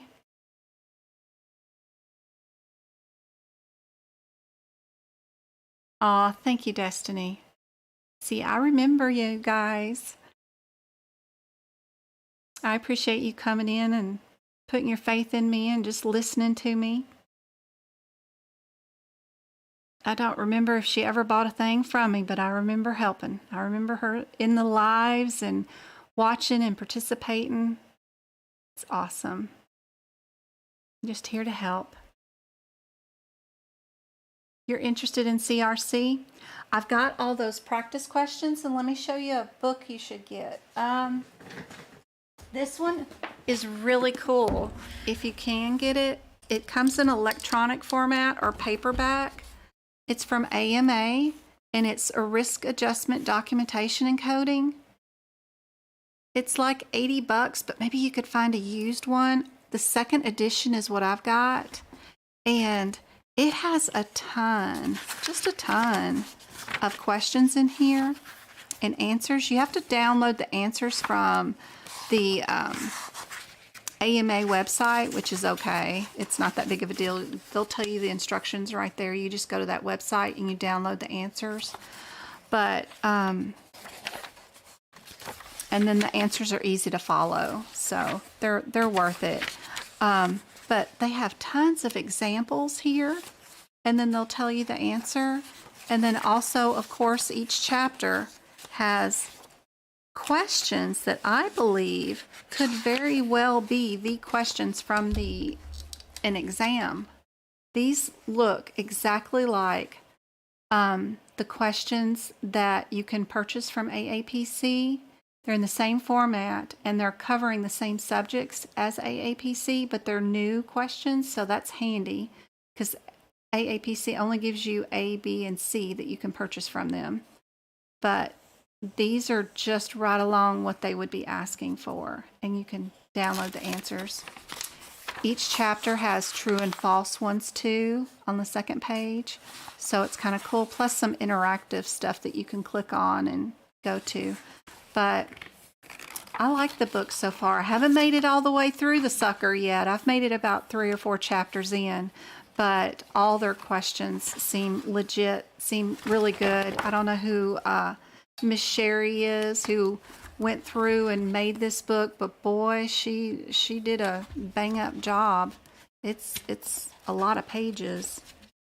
Good gracious, more than you'd ever want to know about risk adjusting. But yeah, 400 pages. Yeah, it's good. Even throughout each chapter, she has documentation, practice, and tips and stuff. So super cool. In CRC, all you have to do is have your ICD-10 book. It's all about just that one book. So making more notes in that book is super helpful, moving those guidelines to those diagnosis codes, and then writing any of your laws and regulations, like what's the purpose of an attestation, all that in the front of your book so you can find it. So we have to keep a record of what each doctor's signature looks like. So in case an auditor wants to come into your office and verify that is somebody's signature, they can have a roster to look at of all their signatures and stuff like that. So it's kind of neat. But anyway, I love this book. I think it's legit exactly what you need for a CRC exam. And of course, if you need my help, let me know. I'm around for you, Destiny. Yep. Yep, put it on your Amazon wish list. There you go. And keep doing a search for it too, like just through, just Google search it, and then switch your Google search to shopping and see if any of the bookstores like Book Run has a used copy for sale or something like that. Sometimes they have them cheaper. And don't forget about selling stuff on that Macari app that I like. If you need money for books and stuff, I love Macari. It's just an app on the phone. And unlike eBay and Amazon or selling on Facebook Marketplace, they only give the person 3 days to like it or love it, and then the deal is done. and it's direct deposits into your checking account. I love it. Every time I need car tags, because that comes up, but it's not a monthly expense, but then you got to pay for it. I'll post stuff up for sale and stuff like that. That's 3 years worth of sales, but that's my sales on it. It's great. I love the 3 days and you're done deal on it. My name on there is Fruity Pebbles. I don't have anything up for sale, but right now. But if you ever wanted to sell on something, this is a great place. You can sell anything. Use socks. It doesn't matter. The skin off my son's snake, the shedding, people will buy those. The used toilet paper rolls, even used clothes with holes and whatever, put them in a box and sell them a big box of it. People use it for crafts and supplies and stuff. It doesn't matter. Take a picture of it, describe exactly how terrible it is and whatever, and people will buy it if they want it. And it's a great little site because they don't come back after you later, 30 days later, looking for a refund. And if there is a dispute between you and somebody else, if it's your first or even second time with somebody, they'll go on and refund their money, but also let you keep your own money because they're really pro sellers on the site. And you've got just as many people on it as you would eBay. If you don't have a printer for shipping labels, you can even get a barcode that you just take to one of those QR codes on your cell phone, and you just take your package to the post office and show them the code, and they'll print your shipping label and stick it on there for you. So it's super friendly, and anytime you need $80, I'm sure you got something for Christmas that you didn't really like, maybe a body set, a perfume set, something that you didn't like. Post it up for sale. Somebody will buy it, no big deal on that. I just post stuff, kids stuff they got that they never did wear. I still have tags for it or whatever. Even if you don't have tags, I'll post their stuff up. And then I make them pay for shipping, and that's it. Love it, love it, love it. I use it for my car tags every year, and I used to use it for my school books too, in my yearly membership. So I like McCary. Anytime I need extra spare $50 and, I throw something up on McCary. I love it. Hopefully that's helpful for you guys. Good night, MK. Get you some rest, and I will see you on tomorrow after work. McCary. That's it right there. YouTubers can't see what I'm selling. It's MERCARI. And my total sales for 3 years was almost $9,000. It's crazy. There's no PayPal. They just direct deposit it in your checking account. So it's easy. Been on them for over 3 years, I'm sure now. Yes, they need a copy of your driver's license. Yes, they need your checking and routing number.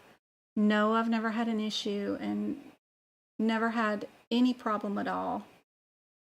They just, as soon as the sale hits 3 days, they just deposit, even if it's $1 sale, they deposit $1 in my checking account. It's great. Love it. Good night, Anointed. I see you later. I'll see y'all on Friday. We'll make sure to do some more lab and path on Friday. Good night, guys.